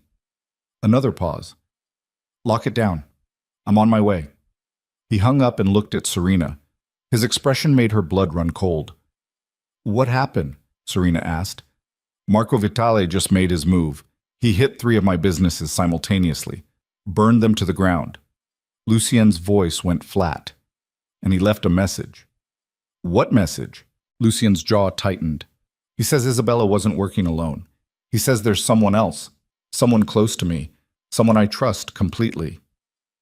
Ice flooded Serena's veins. Who? He didn't say, but he gave me 48 hours to hand you over, or he starts killing everyone I care about. Lucian's dark eyes locked onto hers. Starting with Ethan. The world tilted sideways. Serena looked at her brother, pale, terrified, clutching his textbook like a shield. Then she looked at Lucien. You have to give me to them. What? Lucian's voice cracked. No, absolutely not. If I don't go, Ethan dies. Everyone you care about dies. Serena stood. You don't have a choice. Yes, I do. Lucien grabbed her shoulders. I choose you. I choose to fight. I choose to burn Marco Vitale's entire empire to ash before I let him touch you. And how many people die while you're burning his empire? Lucian's grip tightened. I don't care. I do. Serena's voice rose. I'm not worth that much blood, Lucien. I'm not worth... You're worth everything. Lucien's voice broke. And I'm not giving you up. I don't care what it costs. I don't care who I have to kill. You are mine, and I will destroy anyone who tries to take you from me. The raw possessiveness in his voice should have terrified her. Instead, Serena felt something inside her chest crack wide open. She loved this broken, violent, dangerous man. And he loved her enough to watch the world burn. But Ethan didn't deserve to die for that love. Serena made her decision. Okay, she whispered. Then we end this. Tonight. We go after Marco Vitale ourselves. Lucien stared at her. You're not ready. I don't need to be ready. I just need to pull a trigger. Serena's voice hardened. You said people fighting for something they love are more dangerous. So let me fight. Let me protect my brother. Let me stand beside you instead of hiding. Lucien's expression shifted through a dozen emotions. Finally, he nodded. Okay, we end this tonight. He pulled out his phone and started making calls. Serena turned to Ethan. Her brother stared at her with wide, terrified eyes. Stay here, Serena said quietly. Lock the doors. Trust no one except Marcus. She paused. And if I don't come back?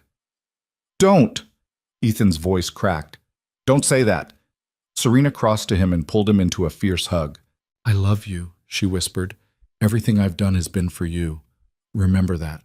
Ethan clung to her. Please don't go. I have to. She pulled away before he could argue. Lucien waited by the door. Ready? Serena touched the gun at her hip. Ready. They walked out into the night together. And behind them, Ethan stood alone in a house full of strangers, watching his sister walk toward almost certain death, transformed from the woman who'd raised him into something he no longer recognized. But something that might finally be strong enough to survive the monster's world she'd chosen, even if it killed her. The black SUV tore through the city streets like a bullet escaping a gun. Serena sat in the passenger seat, her hand pressed against the Glock at her hip, watching the lights blur past her window. Her legs still throbbed where Isabella's bullet had torn through muscle. Every pothole sent fresh pain lancing up her spine. She didn't care. Lucien drove with lethal focus, one hand on the wheel, the other on his phone as he coordinated with his men. I want eyes on every entrance. Snipers on the adjacent buildings. No one gets in or out without my approval. He hung up and glanced at Serena. Last chance to back out. No. Serena, I said no. Her voice came out harder than she intended. We do this together or not at all. Lucien's jaw tightened. If something goes wrong, then we die together. Serena met his eyes. I can live with that. Lucien's expression cracked for just a moment. I can't. You won't have to. Serena's hand found his on the gear shift. Because we're not dying tonight. We're ending this. Lucien turned his hand over, lacing their fingers together. You're terrifying, you know that? Good. I learned from the best. The SUV turned onto a street lined with warehouses. Abandoned. Industrial.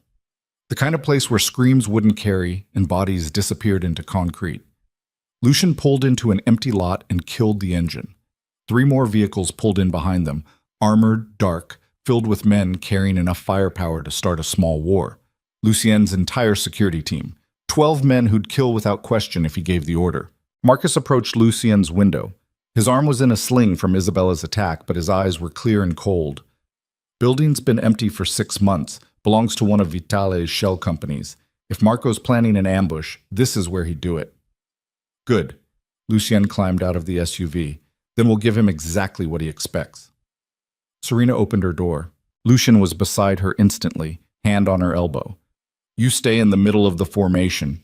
You don't break cover. You don't engage unless there's no other option. Understand? I understand you're about to tell me a bunch of things I'm not going to follow. Lucien's eyes narrowed. Serena. Lucien. She pulled the Glock from its holster. You brought me here to fight, so let me fight. I brought you here because leaving you alone was more dangerous than bringing you with me. His voice dropped. But that doesn't mean I'm letting you throw yourself into the line of fire. You don't get to let me do anything. Serena checked the gun's magazine the way Lucien had taught her. 15 rounds, full. I make my own choices now, remember? Lucien stared at her for a long moment. Then he pulled her into a fierce kiss. When they broke apart, his forehead rested against hers. If you die tonight, I burn this entire city to the ground. If you die tonight, I'll help you haunt it. Lucien's laugh came out strangled. Deal. He stepped back and addressed his men. We go in fast. We go in hard. Marco Vitale doesn't leave this building alive. Neither does anyone working with him. His voice went cold. No mercy. No prisoners. No witnesses. The men moved with practiced efficiency, checking weapons, strapping on body armor, dividing into tactical units. Marcus handed Serena a Kevlar vest. Put this on. Serena strapped it on over her shirt. It felt heavy, restrictive, but also solid, safe. Lucien checked her vest, tugging the straps tight. Stays on, no matter what. Yes, sir. His eyes flashed. Don't call me that. Not now. Why not? Because when you say it like that, I want to forget we're about to walk into a war zone and do very different things to you. Heat flooded Serena's face. Lucien, focus. He handed her an earpiece. Communication stays open. You hear gunfire, you get down. You see Marco, you let me handle him. You feel like you're in over your head. I won't. If you do, Lucien continued, you say the word and I pull you out. Pride doesn't stop bullets, Serena. Serena fitted the earpiece. Neither does hesitation. Lucien's expression shifted into something caught between pride and terror. You're going to give me a heart attack before this is over. Only if we survive long enough. They moved toward the warehouse. The building loomed 3 stories tall, concrete and steel and broken windows. The kind of structure that had watched decades of violence and kept every secret. Lucien's men spread out, covering every angle. Marcus tried the front door, locked. One of the men stepped forward with a breaching charge. Lucien held up a hand. Wait. He approached the door and knocked. 3 times. Slow. Deliberate. The sound echoed through the empty street. For a long moment, nothing happened. Then the door opened. A man stood in the doorway. Late 50s, expensive suit, cold eyes. Gray hair slicked back from a face that had probably been handsome once before violence carved lines into it. Marco Vitale. He smiled when he saw Lucien. Right on time. I always admired your punctuality. Marco. Lucien's voice remained flat. This ends tonight. Does it? Marco's eyes flicked to Serena. And you brought the girl. How romantic. Like Romeo and Juliet, but with more guns. Serena's grip tightened on her Glock. Marco's smile widened. She's pretty, Lucien. I can see why you risked everything for her. But was she worth Isabella? Worth 3 of your best businesses? Worth the war that's about to destroy both our families? Yes. Lucien stepped forward. And I'd do it again. Marco's expression went cold. Then you're a fool. Maybe. But at least I'm a fool who dies for something that matters. Love. Marco spat the word like a curse. Love makes men weak, predictable, easily controlled. His eyes locked onto Serena. She'll be your downfall, Lucien, just like your mother was your father's. Lucien moved so fast Marco didn't have time to flinch. He grabbed Marco by the throat and slammed him against the doorframe hard enough to crack wood. Say her name again, I dare you. Marco's men poured out of the warehouse. 8, 10, 12. Guns raised. Lucian's men responded instantly. Serena found herself surrounded by a wall of armed bodies, all pointed outward, all ready to kill. The standoff stretched taut. Marco smiled despite the hand crushing his windpipe. "You're outnumbered, Lucien." "Am I?" Lucien's voice remained deadly calm. "Marcus, how many snipers do we have on the adjacent buildings?" "4, sir, all with clear shots." "And how long would it take them to kill every man Marco brought?" 12 seconds, maybe less." Marco's smile faltered. Lucien leaned closer. "You wanted a war, Marco. Congratulations. You got one. But you made one critical mistake." "What's that?" "You threatened someone I love." Lucien's grip tightened. "And men like me don't negotiate when someone we love is in danger. We exterminate the threat." He released Marco and stepped back. Marco rubbed his throat, eyes burning with rage. "You think you've won? You think killing me ends this?" "No, but it's a start." Marco's laugh came out harsh. "You're so focused on me, you haven't even noticed the real threat." His eyes flicked to Serena. "Tell me, Lucien, where's your precious brother-in-law right now?" Serena's blood turned to ice. "Ethan's at the estate, under guard." "Is he?" Marco pulled out his phone. He tapped the screen and turned it toward them. A video played. Ethan, bound to a chair, gagged, blood running down his face from a cut above his eye. A figure stood behind him. Marcus. Serena's entire world shattered. "No." The word ripped from her throat. "No, that's not possible. Marcus is right here." She turned. Marcus stood 5 feet away, gun raised, pointed at Lucian's head. His expression was blank, cold, nothing like the loyal bodyguard who'd protected them for days. "I'm sorry, sir." Marcus's voice remained professional. "But Mr. Vitale made me a better offer." Lucian didn't move. "How long?" 6 months, since before the girl showed up." Marcus's eyes flicked to Serena. "Isabella recruited me, said you were getting soft, losing your edge, that it was time for new leadership." Serena's hands trembled. "You were there, you protected us. You took a bullet." "Grazed myself on purpose." Marcus's smile turned cruel. "Needed you to trust me, and you did, both of you, so completely that you never questioned why I was always in the right place at the right time." Lucian's jaw tightened. "Where's Ethan?" "Somewhere safe. For now." Marco stepped forward. "Here's how this works, Lucien. You give me the girl. You walk away. You dismantle half your empire and give me the territory. And maybe, I let the boy live." Serena's vision blurred.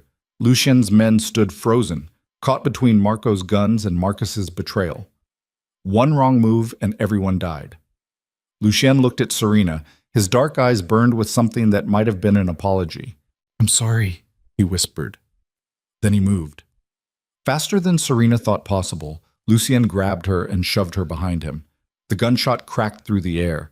Lucien's body jerked. Blood bloomed across his shoulder. "No!" Serena's scream tore from her throat. Chaos erupted. Lucian's men opened fire. Marco's men returned it. The warehouse district transformed into a war zone in seconds. Muzzle flashes, breaking glass, the deafening thunder of automatic weapons. Lucian stumbled but stayed on his feet. He pulled his gun and fired 3 times. Marcus went down. Not dead. Wounded. Clutching his leg and screaming. "Get her out of here!" Lucian shouted to one of his men. Strong hands grabbed Serena. She fought like a wild animal. "No, I'm not leaving you!"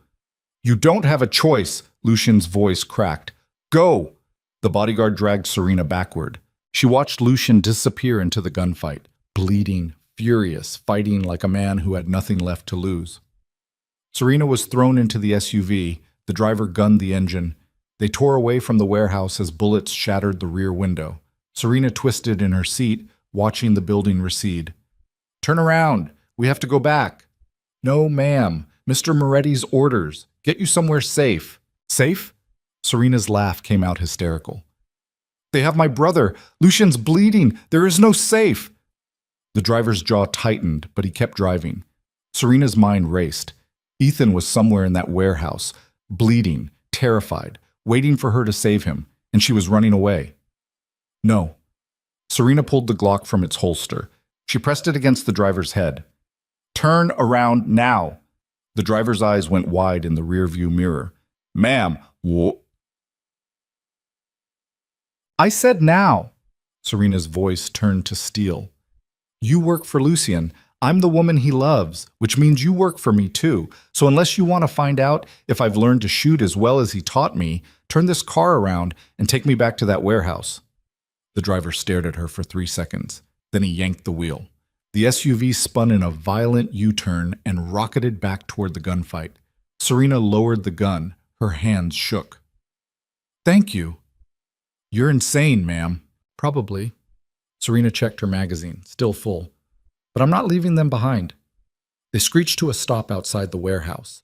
Gunfire still echoed from inside. Broken glass littered the ground. 2 of Lucien's men lay motionless near the entrance. Serena climbed out of the SUV before the driver could stop her. Ma'am, wait. Serena ran toward the warehouse. Every step sent pain lancing through her injured leg, but she ignored it. She burst through the door into chaos. Bodies. Blood. The acrid smell of gunpowder and death. Lucien stood in the center of the carnage, his shoulder bleeding freely, his gun raised. 3 of his men formed a protective barrier around him. Marco Vitale knelt 10 feet away, wounded, surrounded by his remaining guards. Marcus lay near the far wall, clutching his shattered leg, his face twisted in agony. Everyone froze when Serena entered. Lucien's expression shifted from fury to terror. What are you doing here? I told you to leave. And I told you I make my own choices. Serena raised her gun. Where's my brother? Marco's laugh came out wet. Dead, probably. I gave the order to kill him the moment the shooting started. Serena's finger tightened on the trigger. Wait. Marcus's voice cut through the tension. He's lying. The boy's alive. 3rd floor, northwest corner. Marco turned on Marcus. You traitorous piece of... I betrayed Lucien for money. Marcus's voice came out strained. But I'm not a child killer. The boy's alive. For now. Serena didn't wait. She ran for the stairs. Serena, stop! Lucien's voice chased her. It could be a trap. I don't care. She took the stairs 2 at a time despite her screaming leg. Behind her, she heard Lucien shouting orders. Footsteps pounding after her. Serena reached the 3rd floor. A long hallway stretched before her. Doors on both sides. Most broken. Some hanging off hinges. Northwest corner. Serena ran. The last door stood closed. Light seeped beneath it. Serena raised her gun and kicked the door open. Ethan sat bound to a chair in the center of the room. Blood matted his hair. His eyes went wide when he saw her. Serena. The word came out muffled around the gag. Serena crossed to him in 3 strides. She ripped the gag away. Are you hurt? Can you walk? I'm okay, Ethan's eyes focused on something behind her. Serena, look out! Serena spun. A man stood in the doorway. One of Marco's guards. Gun raised. Time slowed. Serena's training took over. She raised her Glock, aimed, fired. The recoil kicked through her wrist. The bullet caught the man in the chest. He dropped. Serena stared at the body. She'd just killed someone. Ended a life, crossed a line she could never uncross. Serena. Ethan's voice shook. Serena, look at me. She couldn't look away from the corpse. Serena. Lucien's hands gripped her shoulders. When had he arrived? She hadn't heard him come in. He turned her away from the body. Look at me. Focus on me. Serena's vision swam. I killed him. Yes. I killed someone. Yes. Lucien's voice remained steady. And you saved your brother. You did what you had to do. I'm a murderer. You're a survivor. Lucien cupped her face. There's a difference. Serena's hands wouldn't stop shaking. Lucien took the gun from her trembling fingers. We need to move. Now. He cut Ethan's bonds with a knife that appeared from nowhere. Ethan stumbled to his feet. What's happening downstairs? War. Lucien checked the hallway. And we're losing. As if summoned by his words, an explosion rocked the building. The floor shook. Plaster rained from the ceiling. Lucien grabbed both Serena and Ethan. Run! They bolted down the hallway. Behind them, more explosions. The building groaned like a dying beast. They hit the stairwell. Smoke poured up from below. Flames licked the walls. They're burning it down, Yen said grimly. Marco's trying to bury us all. There has to be another way out, Serena gasped. Fire escape, east side. They ran. The heat intensified with every step. Smoke burned Serena's lungs. Her injured leg finally gave out. She stumbled. Lucien caught her before she hit the ground. I've got you. He lifted her like she weighed nothing and kept moving. They burst through a window onto a metal fire escape. The night air hit cold and sharp. Below, the street had transformed into a battlefield.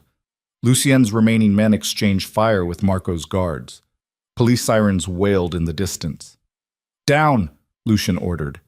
They descended the rickety metal stairs. Halfway down, the fire escape groaned. Metal shrieked. The entire structure tore away from the building.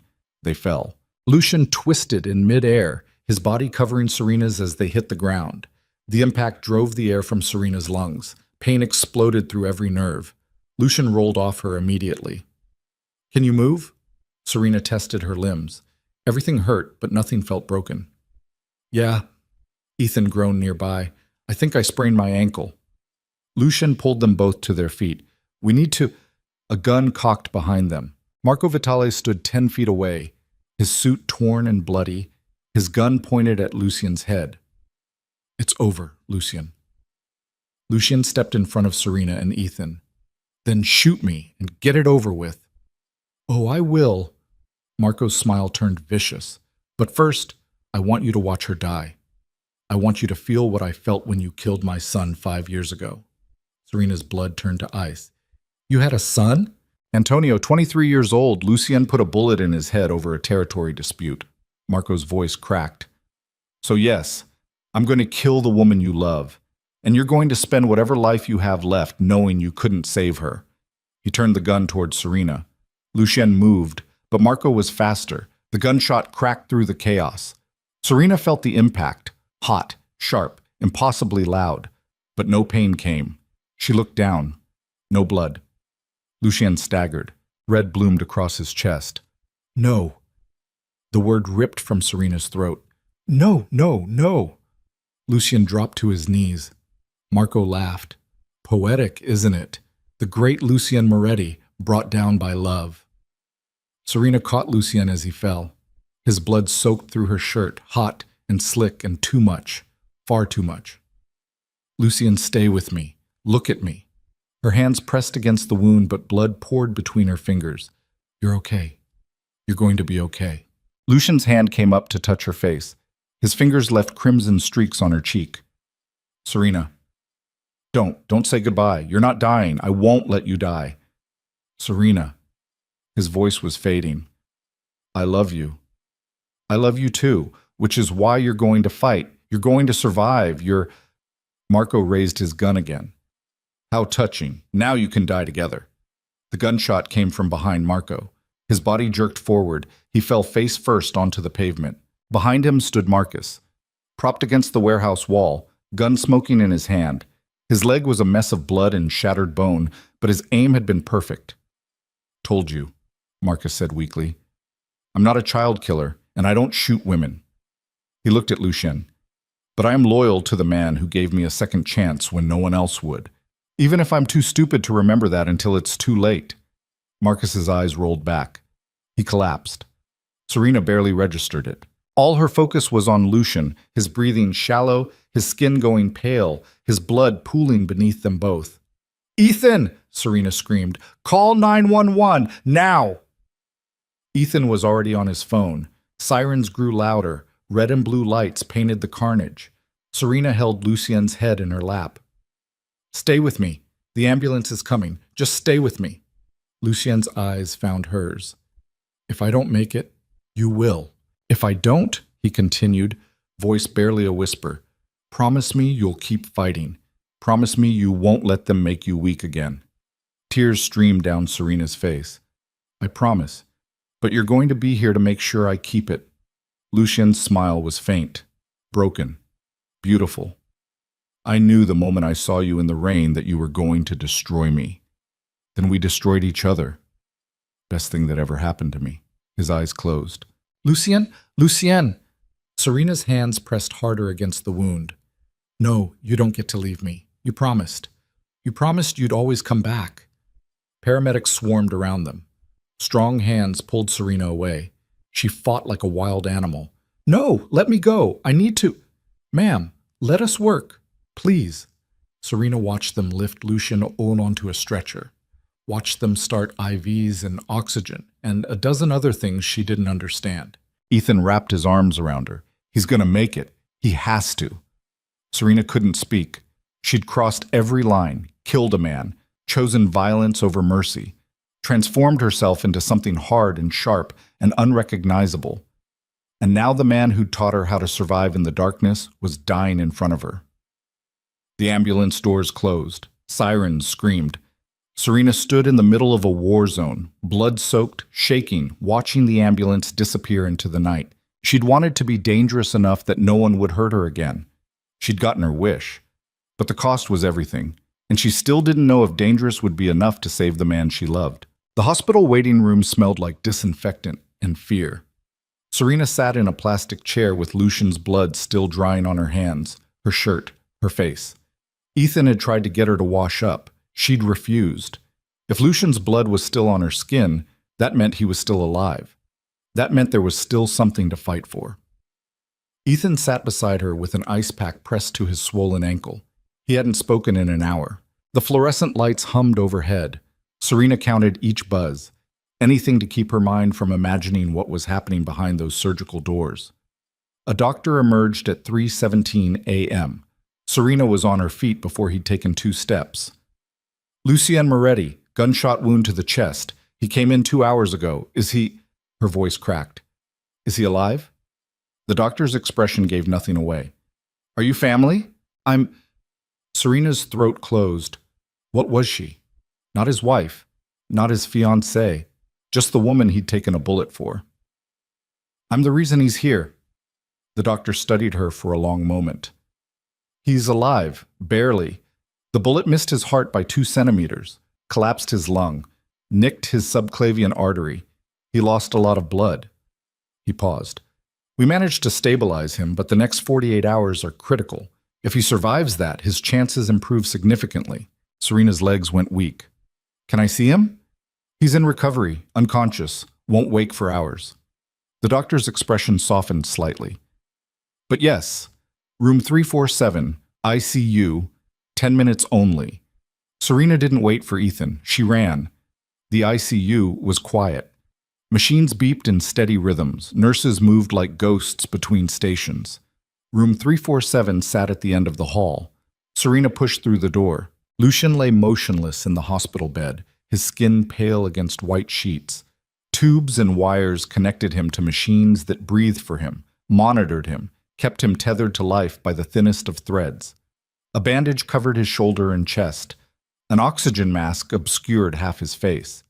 He looked smaller than he had hours ago. Vulnerable, human. Serena crossed to his bedside on trembling legs. She took his hand. His skin felt cold. You're not allowed to die, she whispered.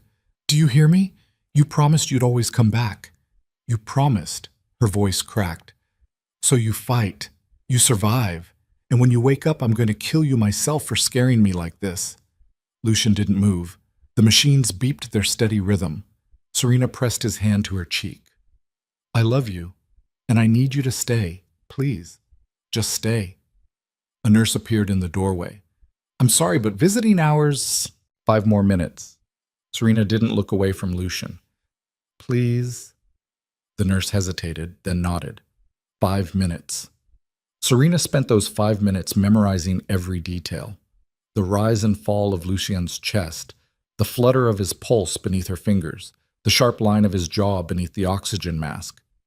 When the nurse returned, Serena pressed a kiss to Lucian's forehead. I'll be back. I promise.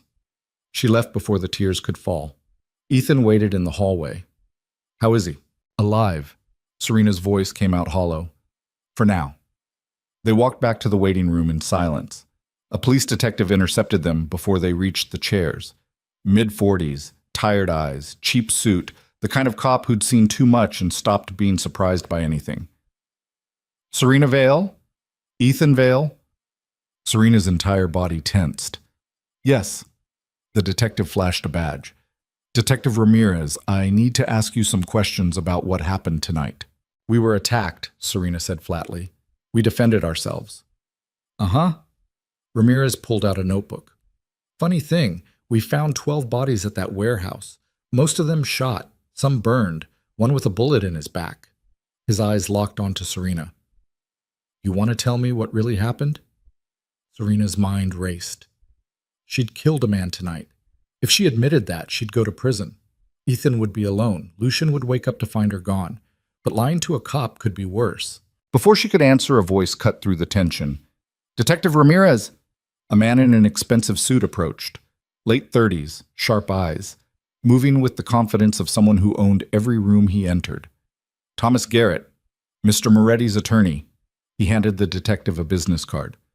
My clients won't be answering any questions without legal counsel present. Ramirez's jaw tightened. This is a murder investigation, and my clients are victims of a coordinated attack by the Vitale crime family. An attack, I might add, that was captured on multiple security cameras, all of which show my clients acting in clear self-defense. Garrett's smile turned sharp. So unless you're planning to arrest them right now, I suggest you direct all further inquiries through my office. Ramirez stared at Garrett for a long moment. Lucien Moretti has a lot of friends in this city. He has a lot of lawyers. There's a difference. Is there? Ramirez closed his notebook. Tell your client when he wakes up that this isn't over. Marco Vitale's death is going to have consequences. Marco Vitale was killed by his own bodyguard, also captured on camera. Also clearly not my client's fault. Garrett's expression didn't change. Have a good night, detective. Ramirez left. Serena turned to Garrett. Who are you?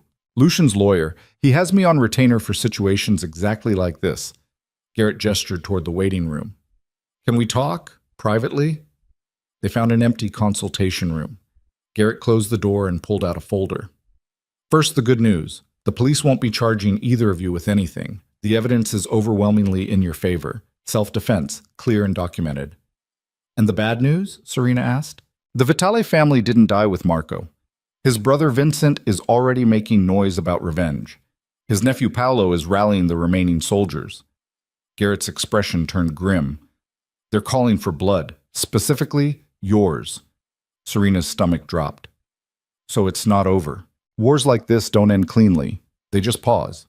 Garrett opened the folder. Which brings me to why I'm really here. Lucien gave me instructions 6 months ago. If he ever ended up incapacitated or dead, I was to execute a specific set of protocols. He pulled out a document and slid it across the table.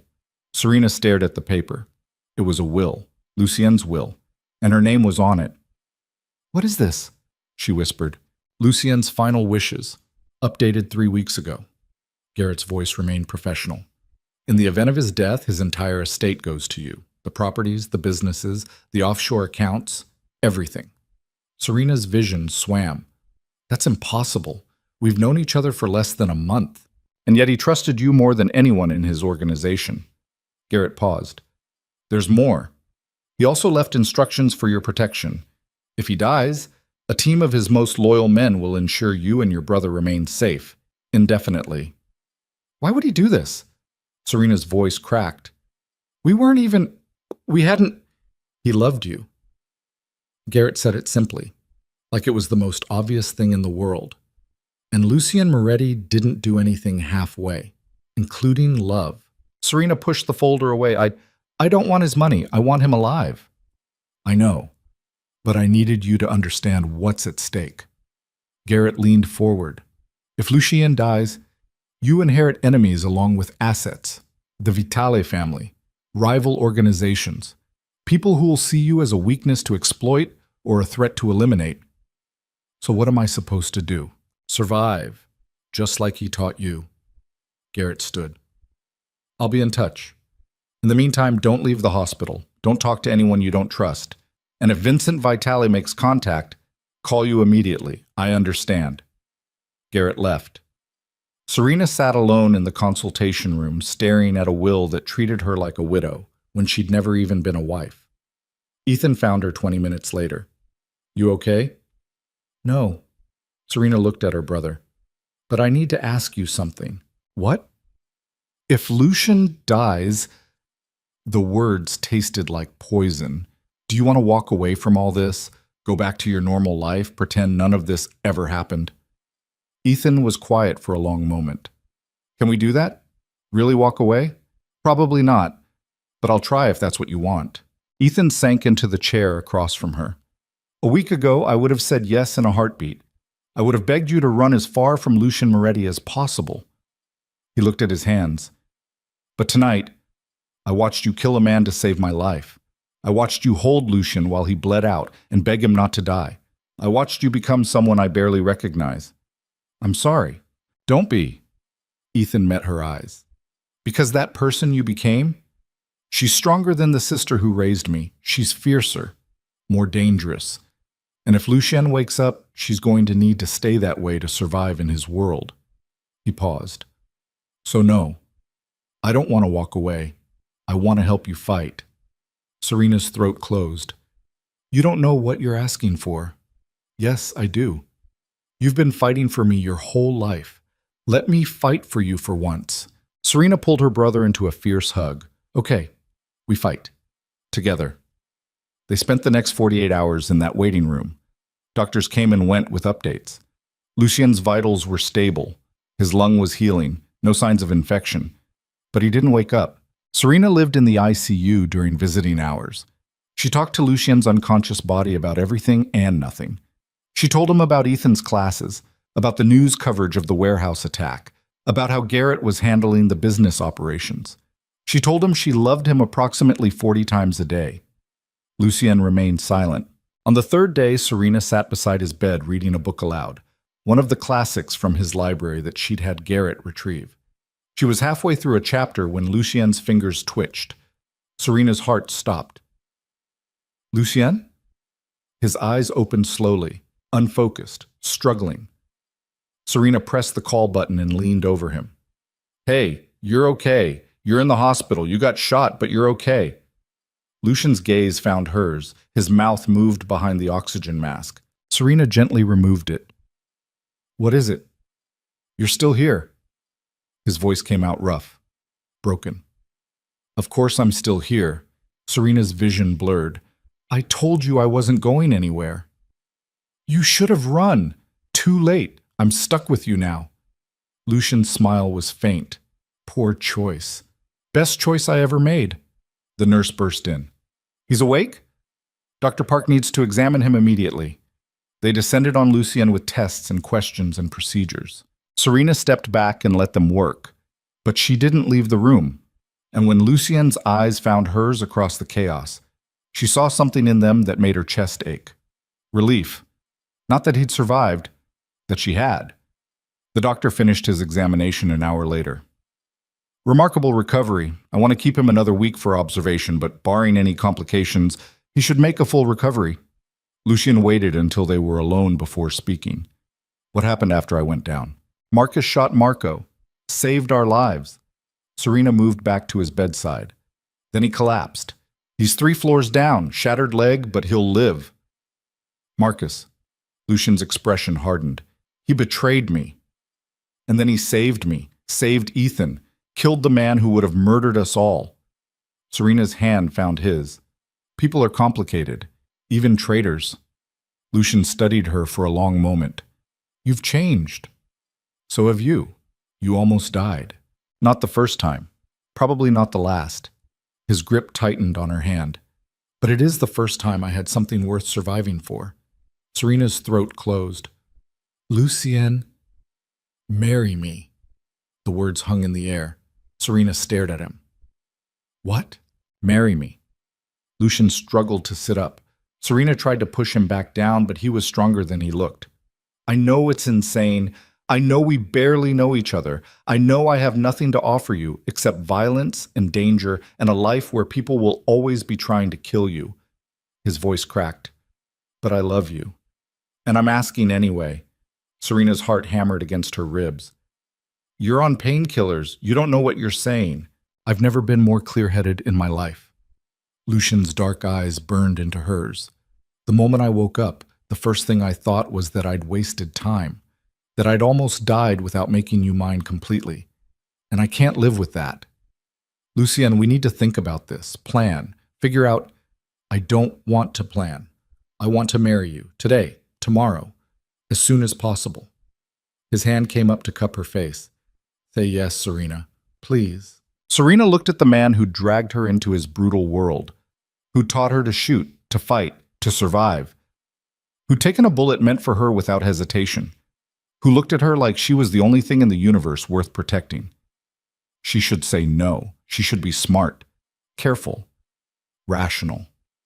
Instead, she heard herself whisper, yes. Lucien's expression cracked wide open. Yes? Yes, I'll marry you. You insane, reckless, beautiful disaster of a man. Yes. Lucien pulled her down and kissed her, gentle at first, then deeper, like he was trying to prove to himself she was real. When they broke apart, Serena was crying. I love you, she whispered, and I'm terrified that's going to get us both killed. Then we die together. Lucien's thumb brushed away her tears. But I'd rather spend one day as your husband than a lifetime as anything else. Serena laughed through her tears. You're going to be stuck in this hospital for at least a week. Then we get married here. Lucien, I'm serious. Garrett can get a license. We'll find a priest. He stopped himself. A judge. We'll find a judge who'll come here, and we'll do this right. Serena wanted to argue, but the desperate hope in his eyes stopped her. Okay, she said quietly. We'll get married here, in a hospital room, while you're still connected to machines, because apparently we do everything the hard way. Lucien's smile could have lit the entire city. I wouldn't have it any other way. 5 days later, Serena stood in Lucien's hospital room wearing a simple white dress that Garrett had somehow procured overnight. Ethan stood beside her in a borrowed suit, his ankles still wrapped, but healing. Lucien sat propped up in bed, his chest still bandaged, his color finally returning. A judge stood at the foot of the bed with a small folder containing their marriage license. No flowers, no music, no guests beyond Ethan and Garrett, just two people who'd found each other in the rain and refused to let go even when the world tried to tear them apart. The judge cleared his throat. Dearly beloved, skip to the vows, Lucien interrupted. I don't have time for speeches. The judge raised an eyebrow but complied. Do you, Lucien Moretti, take Serena Vale to be your lawfully wedded wife? I do. And do you, Serena Vale, take Lucien Moretti to be your lawfully wedded husband? Serena looked into Lucien's dark eyes and saw her entire future reflected back, dangerous, unpredictable, probably short, but real, and hers. I do. Then by the power vested in me by the state, I now pronounce you husband and wife. The judge closed his folder. You may kiss the bride. Lucien pulled Serena down and kissed her with everything he had. When they broke apart, Serena was laughing and crying simultaneously. We just got married in a hospital room. Best wedding ever. Lucien's thumb traced her jawline. You're stuck with me now, Mrs. Moretti. The name hit Serena like a physical blow. Mrs. Moretti. Not Serena Vale anymore, someone new.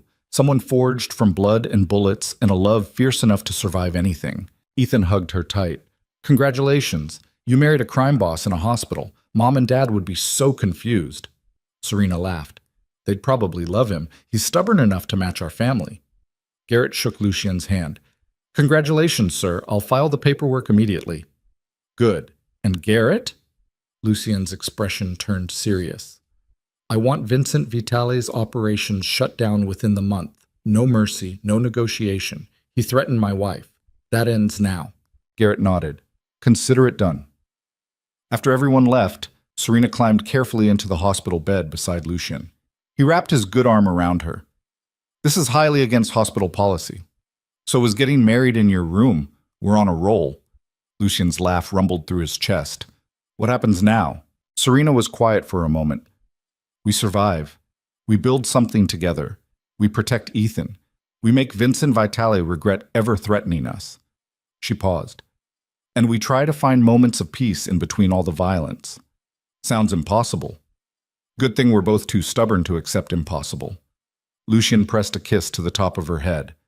I'm going to spend the rest of my life making sure you never regret saying yes. You already saved my life multiple times. I think we're even.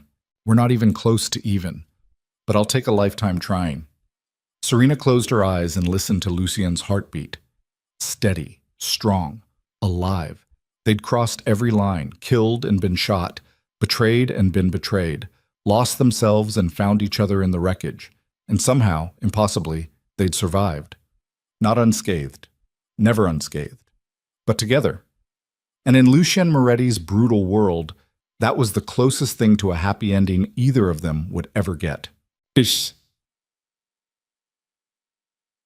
6 months later, Serena walked through the garden behind the estate where she now lived. White roses bloomed along every path, Lucien's mother's favorite. He'd expanded the gardens since the wedding, said they reminded him that beauty could exist even in darkness. Serena's leg had healed completely. The scar from Isabella's bullet was a thin silver line she barely noticed anymore. The psychological scars ran deeper. She still woke sometimes from nightmares about the warehouse, about the man she'd killed, about Lucien bleeding out in her arms. But Lucien was always there when she woke. Solid, real, pulling her close and whispering that they were safe. Safe was a relative term in their world. Vincent Vitale had tried 3 more attacks in the months following the wedding. All failed. The last one ended with Vincent fleeing the country and his organization in shambles. The Moretti Empire was stronger than ever, and Serena had learned to navigate it. She attended meetings now, offered strategic advice, made decisions about territory and alliances. The men who worked for Lucien had learned quickly that disrespecting his wife was a fatal mistake. She'd become exactly what she needed to be, dangerous. But she'd also kept pieces of herself that mattered. She'd re-enrolled in school, part-time, online classes, working toward that teaching degree she'd abandoned 8 years ago. Lucien attended every milestone with shameless pride, the fearsome crime boss sitting in the back of virtual classrooms, watching his wife present papers on child development. Ethan had transferred to a better college. Full scholarship arranged by Garrett, he visited every weekend, still uncomfortable with Lucien's world but learning to accept it. Learning to accept that his sister had changed into someone stronger. Serena heard footsteps on the gravel path behind her. She turned. Lucien approached wearing dark slacks and a white shirt, his shoulder fully healed, moving with that same lethal grace that had terrified her the first night they met. Now it just made her pulse quicken for entirely different reasons. "You're supposed to be resting," Serena said. "I got bored." Lucien wrapped his arms around her from behind. "And I missed my wife. You saw me an hour ago. An hour too long." Serena leaned back against his chest. "You're ridiculous. You married me anyway. Worst decision of my life. Liar." Lucien pressed a kiss to her neck. "You love me." "Unfortunately." Serena turned in his arms. "How did the meeting go?" "Paolo Vitale wants to negotiate. He's tired of running, wants to call a truce." Lucien's expression remained neutral. "What do you think?" Serena studied her husband's face. 6 months ago, he would have made this decision alone. Now he asked her opinion on everything, equal partners in violence and peace. "I think Vincent is still out there, still angry, still dangerous." Serena's voice steadied. "But I also think endless war destroys everyone eventually. If Paolo is genuinely offering peace, we should take it. Even if it means letting some of the people who tried to kill you walk free?" "Even then." Serena's hand came up to cup Lucien's face. "I'm tired of watching you come home covered in blood. I'm tired of sleeping with a gun under my pillow. I'm tired of war." Lucien's eyes searched hers. "You've gone soft on me, Mrs. Moretti." "No. I've just realized that surviving isn't the same as living, and I want to live. With you. For as long as we have." Lucien pulled her closer. "Then we make peace. On our terms. With conditions. Always conditions with you. I'm a crime boss. It's in the job description." Serena laughed. "What happened to the terrifying man who threatened to torture people for looking at me wrong?" He fell in love with a broke waitress who refused to be afraid of him. Lucien's voice dropped. "And she ruined him for anything else." Serena rose on her toes and kissed him. They stood in the garden surrounded by roses and the ghosts of everyone they'd lost and everyone they'd killed to get here. Not a fairy tale ending, but real. Messy and violent and beautiful in its own broken way. When they finally separated, Lucien took Serena's hand. Come on, I have something to show you. He led her through the gardens to a part of the estate she'd never seen before. A small building sat hidden among the trees, stone and glass, new construction. Lucien opened the door. Inside was a library, floor-to-ceiling shelves filled with children's books, small tables and chairs, art supplies, a reading nook with soft cushions. Serena's breath caught. What is this? Your classroom. Lucien's voice was quiet. When you finish your degree, I thought... He paused. I thought you could teach here. Kids from the neighborhood. Ones who need someone to believe in them. Serena's vision blurred. You built me a school. I built you a future that doesn't involve bullets and blood. Lucien's hands settled on her shoulders. You gave up your dreams to survive. I wanted to give you a chance to get them back. Serena turned and threw her arms around him. Lucien held her while she cried into his chest. Thank you, she whispered, for seeing me, for believing I could be more than just a survivor. You were always more. Lucien's voice roughened. I just helped you remember. They stood together in the empty classroom that represented everything Serena had lost and everything she'd fought to reclaim. A week later, Lucien signed a peace treaty with Paolo Vitale. The war ended. Not cleanly, not perfectly, but it ended. Serena stood beside Lucien during the signing, her hand resting on the gun holstered beneath her jacket, just in case. But no violence came, just signatures and handshakes, and the fragile beginning of something that might eventually become peace. Months turned into a year. Serena finished her degree. She opened the school in the garden, started with 5 kids, then 10, then 20. Children who reminded her of herself. Hungry, exhausted, invisible to everyone except the one teacher who refused to look away. Lucien attended every school event, helped with fundraising, scared off anyone who threatened the kids or the program. The fearsome crime boss who'd built an empire from violence now spent his afternoons reading picture books to 8-year-olds who had no idea how dangerous he was. Ethan graduated college and started law school. He visited often, still wary of Lucien's world but no longer trying to pull Serena out of it. He'd accepted that his sister had found something worth fighting for, someone worth transforming for. Marcus recovered fully. Lucien offered him his job back. Marcus refused, said he didn't deserve it. Lucien gave him a position in a legitimate business instead. A second chance he'd never expected. Some betrayals could be forgiven. Some couldn't. But mercy, Serena had learned, was its own kind of strength. 2 years after the night in the rain, Serena woke to sunlight streaming through the bedroom windows. Lucien slept beside her, one arm thrown across her waist, his breathing steady and peaceful. Serena studied his face in the morning light. The sharp angles had softened slightly. The permanent tension around his eyes had eased. He was still dangerous, still brutal when necessary, still the man who'd threatened to burn the city down for her. But he was also the man who read to children, who expanded the rose garden because flowers reminded him beauty existed, who looked at his wife like she was the only miracle he'd ever believed in. They destroyed each other and rebuilt something better from the wreckage. Lucien's eyes opened. You're staring. You're beautiful when you sleep. I'm beautiful always. His smile was lazy, warm. You're just biased because you married me. Worst decision of my life. You keep saying that. I'm starting to think you mean it. Serena leaned down and kissed him. I absolutely don't mean it. Good. Because you're stuck with me. Lucien pulled her closer. Forever. No escape. Till death do us part, and probably long after. Promises, promises. They lay together in the quiet morning, wrapped in sheets and sunlight, and the peace they'd fought so hard to earn. Outside, the city was waking up. The empire Lucien had built continued running with brutal efficiency. Threats still existed in the shadows. Danger still waited around every corner. But inside this room, in this moment, there was only the two of them. A broke waitress who'd learned to be dangerous.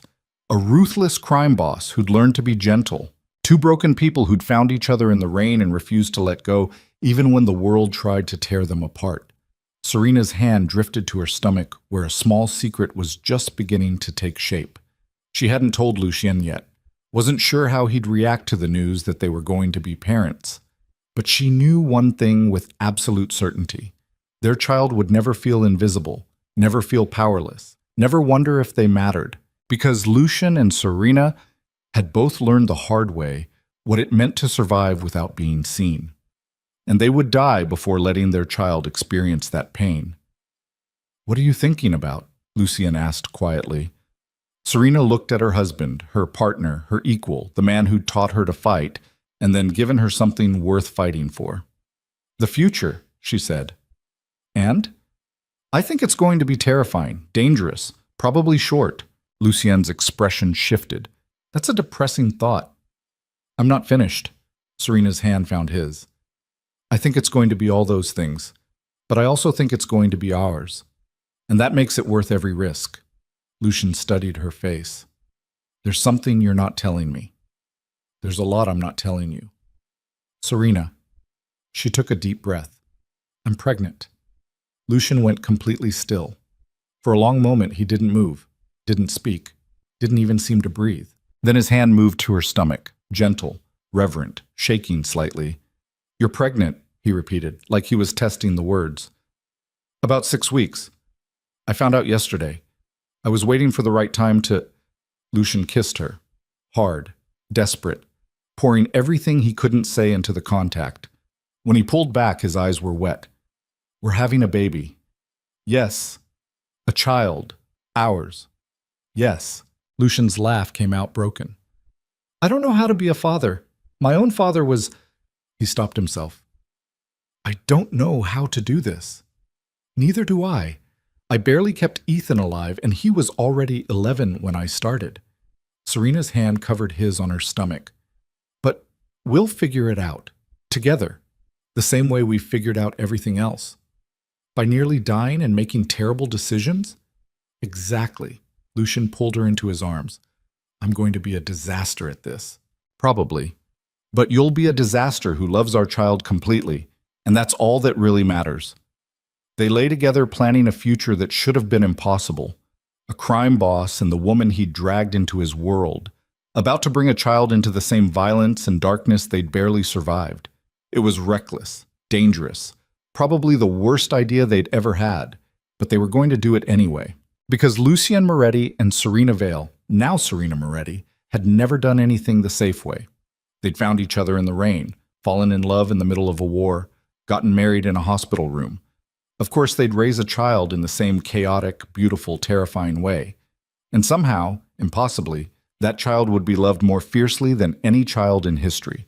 Protected by a father who would burn the world down to keep them safe. Raised by a mother who'd learned that surviving wasn't enough. You had to fight for the right to actually live. Months later, Serena stood in the garden holding their daughter. 3 weeks old, tiny, perfect. With Lucien's dark eyes and Serena's stubborn expression. They'd named her Elena, after Lucien's mother.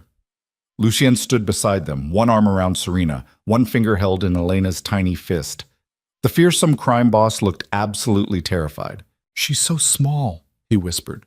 "What if I break her?" "You won't." "What if someone tries to hurt her?" "Then we destroy them. Together." Serena leaned into him. "We've fought off crime families. We've survived bullets and betrayals. We can handle one tiny baby." "I'm not so sure about that." Lucian's voice cracked. "She's scarier than any enemy I've ever faced." Serena laughed. "Good. That means she's already stronger than both of us." Elena made a small sound. Lucien's entire face transformed. "Did you hear that? She made a noise. Babies do that. But she's so small and she made a noise and—" Lucian stopped himself. "I'm being ridiculous. You're being a father. There's a difference." They stood together in the garden, surrounded by roses planted by a woman who'd believed beauty could exist in darkness. She'd been right. Not because the darkness disappeared, but because people like Lucian and Serena refused to let it win. They'd carved out moments of light in the shadows, built something real from blood and bullets and a love violent enough to survive anything. Their daughter would grow up knowing her parents had fought for her before she even existed, that they'd transformed themselves into people strong enough to protect her. That love wasn't gentle or easy, but it was worth every sacrifice. She'd grow up in a world where danger lurked around every corner, but she'd also grow up knowing she was loved, seen, worth fighting for, and that made all the difference. Ethan arrived an hour later to meet his niece for the first time. He held Elena carefully, his eyes wide. She's so tiny. You were tiny once too, Serena said. Yeah, but I didn't have a crime boss for a father. Lucian raised an eyebrow. Uncle. You're her uncle. I'm her father. Get your felonies straight. Ethan laughed. Right. My mistake. They sat together in the library classroom Lucien had built. The uncle, the father, the mother, and the baby who represented everything they'd fought to protect. A family forged from tragedy and violence and impossible choices. Not perfect, never perfect, but real. And theirs. And worth every scar they'd earned to keep it. That night, after Ethan left and Elena finally fell asleep, Serena and Lucien stood on the balcony overlooking the city. The light stretched out before them, thousands of lives, thousands of stories, thousands of moments of joy and pain and everything in between. Somewhere out there, the Vitale family was regrouping. New enemies were rising, old grudges were festering. The danger would never completely disappear.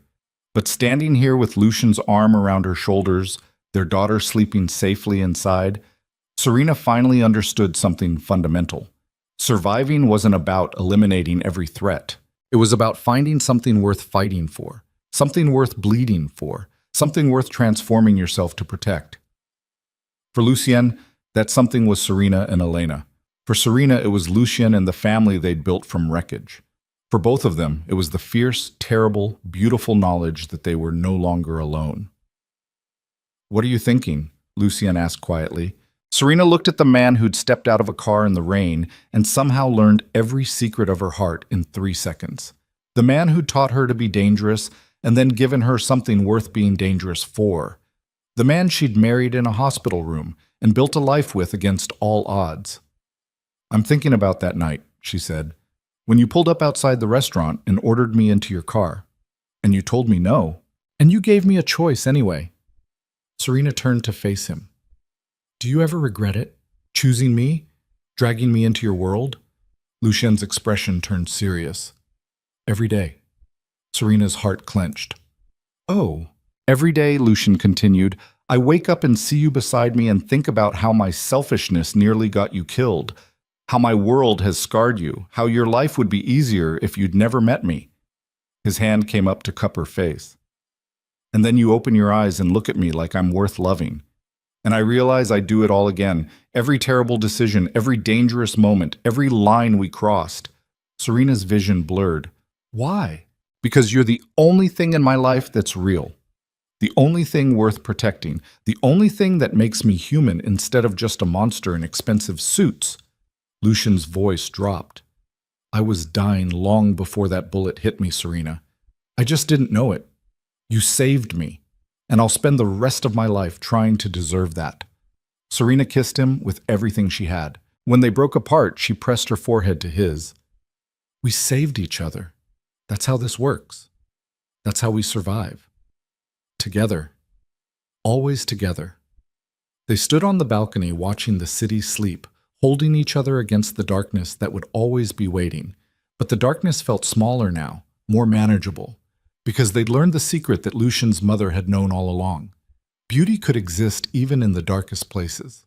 Hope could survive even the most brutal violence. Love could transform even the most broken people into something worth fighting for.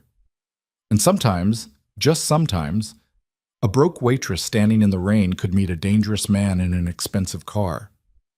And instead of running away from the monster, she could choose to stand beside him, to fight with him, to love him. To build something real from blood and bullets and impossible odds. To survive together when the world said they should die apart. That was the real miracle. Not that they'd survived, but that they'd found each other in the first place. Two people who should never have met, should never have fallen in love, should never have built a family. But did it anyway. Because sometimes the most dangerous choice is also the only one worth making. And Serena Moretti, formerly Serena Vale, formerly invisible, formerly powerless, had learned to make the dangerous choice. Every single time. Without hesitation. Without regret. Without looking back at the woman she used to be. Because that woman had died in the rain the night she stepped into Lucien's car. And in her place, someone stronger had been born. Someone who could love a monster and see the man underneath. Someone who could kill to protect and still find beauty in roses. Someone who could survive in the darkness and still believe in light. The world would keep trying to destroy them. They would keep fighting back. And in the moments between battles, they would hold each other and remember why they were fighting in the first place. Love. Fierce and terrible, and worth every drop of blood they'd spilled to earn it. That was their story. Beginning in rain and ending in roses. Forged from violence and sealed with vows. Broken and beautiful and completely, impossibly real. And it was theirs, forever.